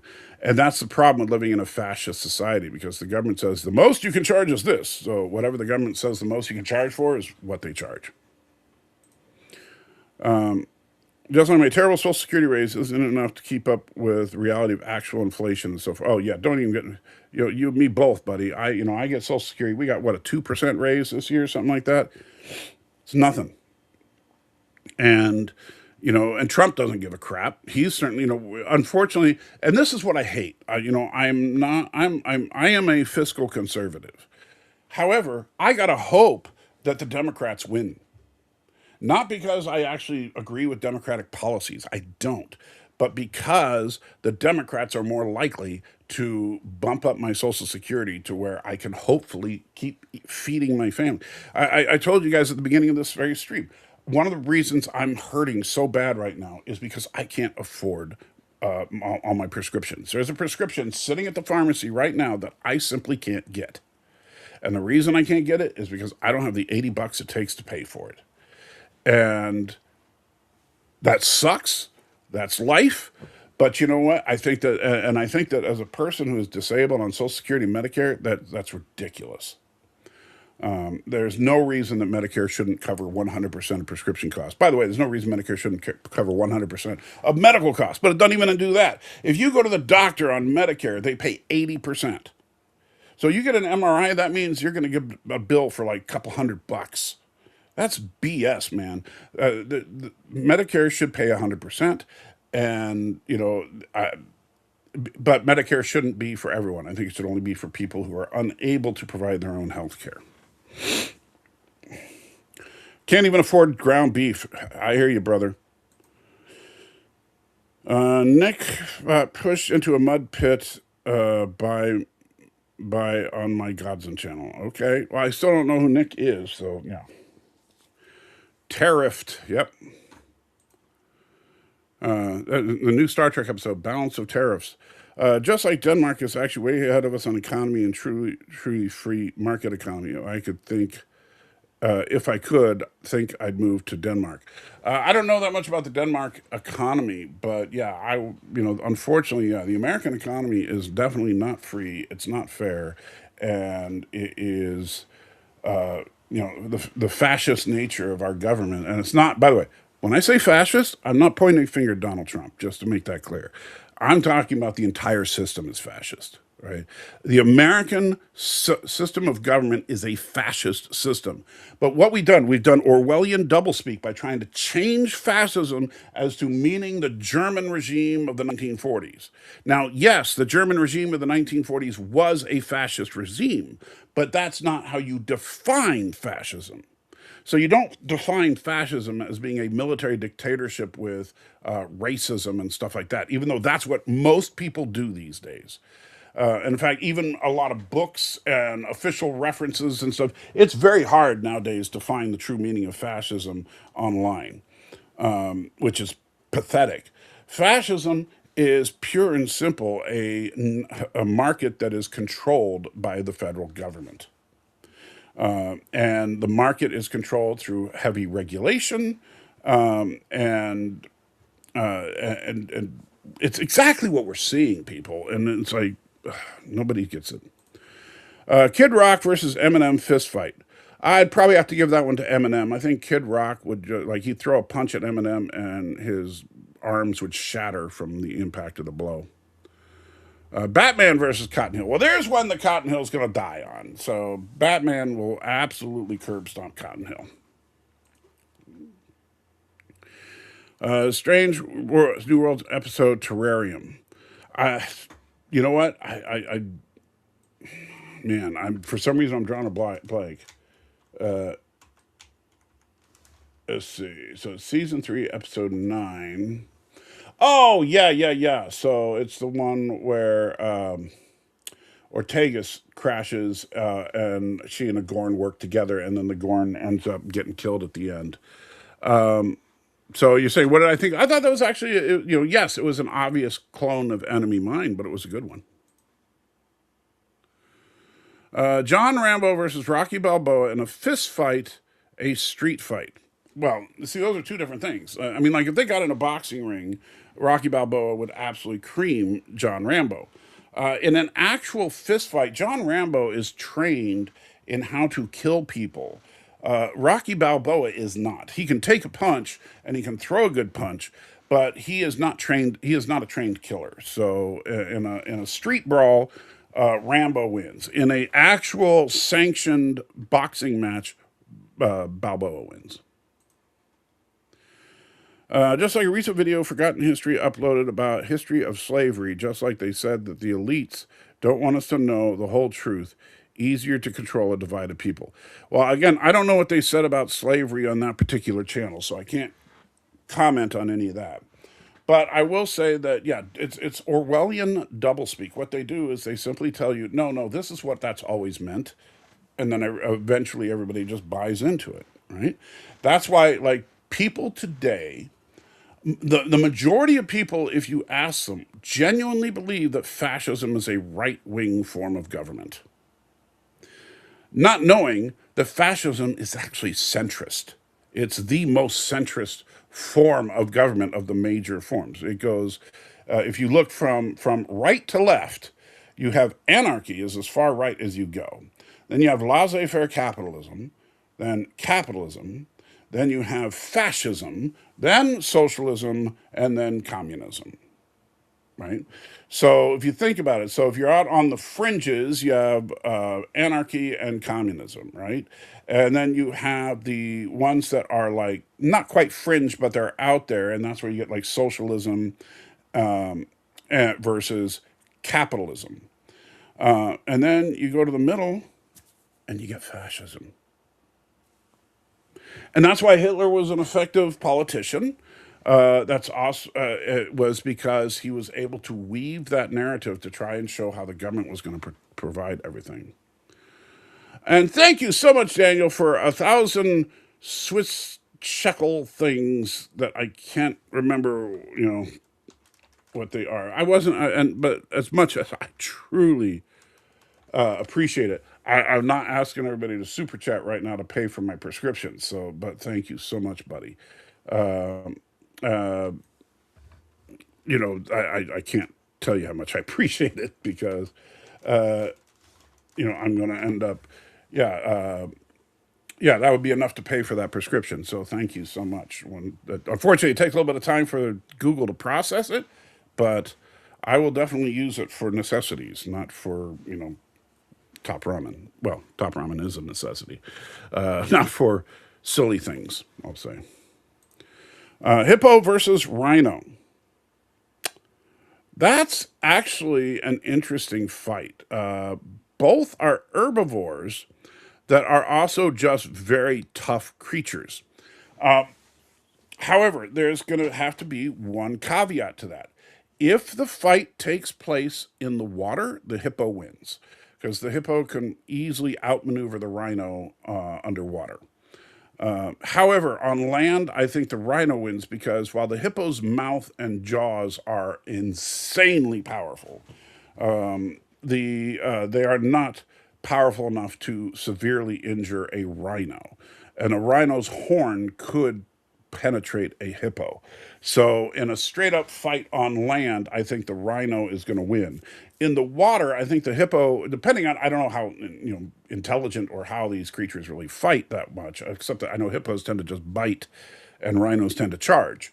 And a bite versus charge, the charge is going to win because that horn is going to go right through the hide of a hippo. But the rhino can't really charge underwater. But the hippo can maneuver around and bite the rhino and possibly pin the rhino underwater and drown him. So, yep. And then Josiah says, bye, have a good one, buddy. And it says, that's a lot of money you gave away. Yeah. It's, I hate the way that it says, because the Swedish currency is about a 10-to-1 ratio. So that 1,000 Swedish kroniks, is that how you say it? Translates to a little over $100, which is still an incredibly big and generous super chat. I'm certainly not putting that down. But sometimes people see 1,000 and they think it's like $1,000, and they're like, "Oh my gosh, Salty's rich now," and it'd be great. But no, it's sadly not $1,000, but 1,000 Swedish chronics, however you say it. And so, but thank you again, Daniel. That is the absolute high point of my morning, because that will, in fact, cover the cost of my prescription for next month at least. And that will no doubt make a difference once I can pick it up. But in the meantime, I do want to say thank you to all of you for, I'm not going to lie, it's been a difficult 2025. 2025 is not going to be a year that I'm going to look back fondly at. But it also wasn't a disastrous year like several of the years prior. So I'm going to go take that as a win. And I hope 2026 is a better year.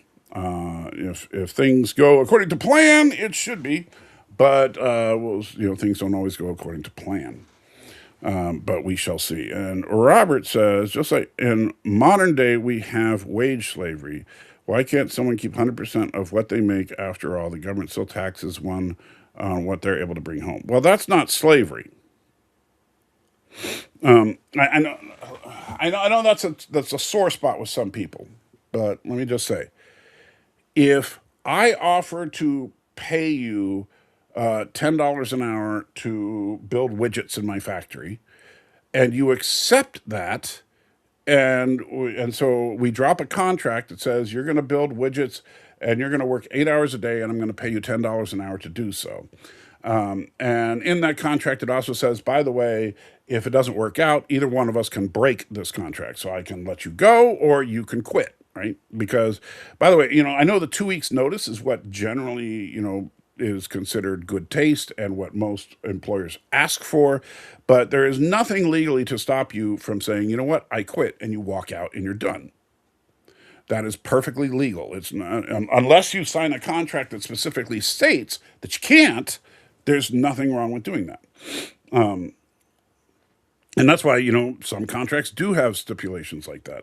But also and that's where you talk about, like when you talk about union jobs, like the contract in a union job might say the company can't fire you, but also that you can't quit, and, gets weird. But at any rate, so that's not slavery. That's simply employment. Now, when you talk about taxes, taxes isn't slavery. Taxes is just that. It's taxes, which, by the way, what is the Christian position on taxes? You pay your taxes. Just saying. The Bible says pretty clearly in multiple places that you pay your taxes. And so you just do, right? Nobody likes paying their taxes. Nobody wants to pay their taxes, but biblically, we are absolutely called to pay your taxes. And so, you know what we shouldn't be bitching about? Paying our taxes, because we're doing what Christ commands us to do. And if Christ commands us to do it, why are we bitching about it? And I'm not trying to go off on you, Robert, but it is, I know, something that's a sticking point to a lot of people. But look, government's got to operate, and we may not like taxes where they're at. Our taxes are lower than some countries, higher than others.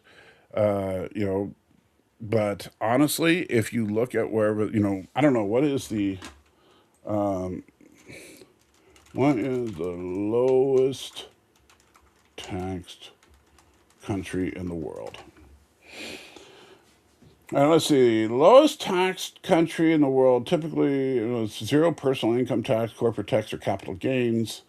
Several nations, the Bahamas, Bahrain, Bermuda, the Cayman Islands, Monaco, Qatar, United Arab Emirates, and I can't even pronounce that last one. But now you'll notice, like with some of these, the reason is because the state runs the tourism industry, and so they get all the money there, right? And some it's like, yeah, there's some shady things going on there, but yeah.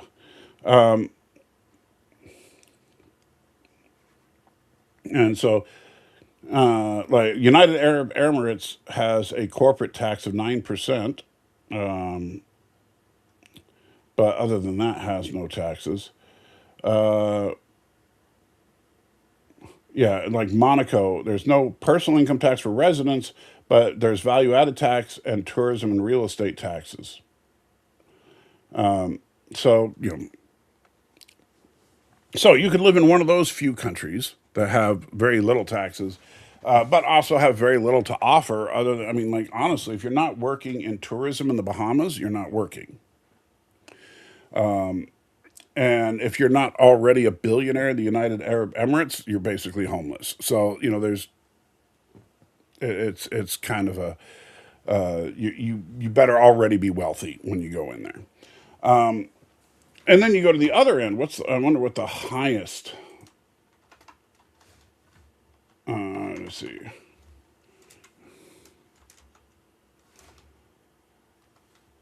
So highest tax country in the world. There is no single highest. Okay, but Denmark, Finland, and Sweden consistently rank among the highest personal income tax, offering exceeding 55%. Well, Belgium leads in overall tax burden on, and so basically it looks like Nordic countries generally are the highest. So currently, let's see, Finland has tax rates between 55-57%, Sweden 52%, Luxembourg 51%. And so now, someone was talking about Denmark earlier, I think, but so yeah, Denmark has a free open economy that taxes you half of your money right off the top, right? And that's not even counting, other taxes and fees. That's just income taxes over 50%. I mean, imagine if if your paycheck right now, if your paycheck is like $1,200, you're going to take home probably around 900 to 1,000, depending on your personal deductions that you take for benefits and where your tax status is, like if you have dependents and stuff. However, imagine if the base rate went down to 600, and actually be lower than that, it'd be more like about 530, 540. So imagine if that was how much you were taking home instead of 900. So it sounds great until you think about it. So you get what you pay for, right? They have a lot of things that we don't. But it's just like people complain that, oh, in China you make very little money, your wages are low. Yeah, but those wages that you have go a very long way, especially since things like housing and stuff is provided by the state. So it's a very different lifestyle. Now, you might not like the fact that you don't get to choose what you do for a living or where you live. Fair. But that's because you're an American or Canadian or whatever you happen to be watching this program. And so we say, no, we got to have our freedoms. But you know what? There are a lot of people who would gladly give up those freedoms for a little security every now and then. Like, I got to admit, sometimes, like, if the federal government said, guess what? Here's the deal. We will provide you with everything you need, your food, your health care, everything's going to be provided. However, we're going to pick your house for you. You know, I'd be like, okay, you know, but your rent's going to be zero. So awesome there. So Social Security's not going to pay much, but you're gonna pay zero out of pocket expenses for food, clothing, housing, transportation. None of that you're going to have to pay for. Your income is going to be entirely disposable. So yeah, so if that were the case, and Social Security was only giving me $500 a month, I'd be fine, right? But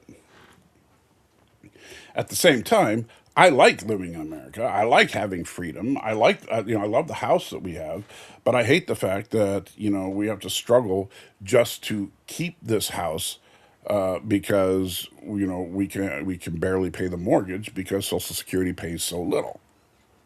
But it is what it is. All right, so I know enough rambling. You guys are like, come on, Salty, we get it. Poor you, blah blah blah. So with that, guys, have a great remainder of 2025. I will see you in 2026. And yeah, Mr. Know-It-All says he's actually going to update the credits for the Nerd Fight show. That'll be awesome if he actually shows up for the Nerd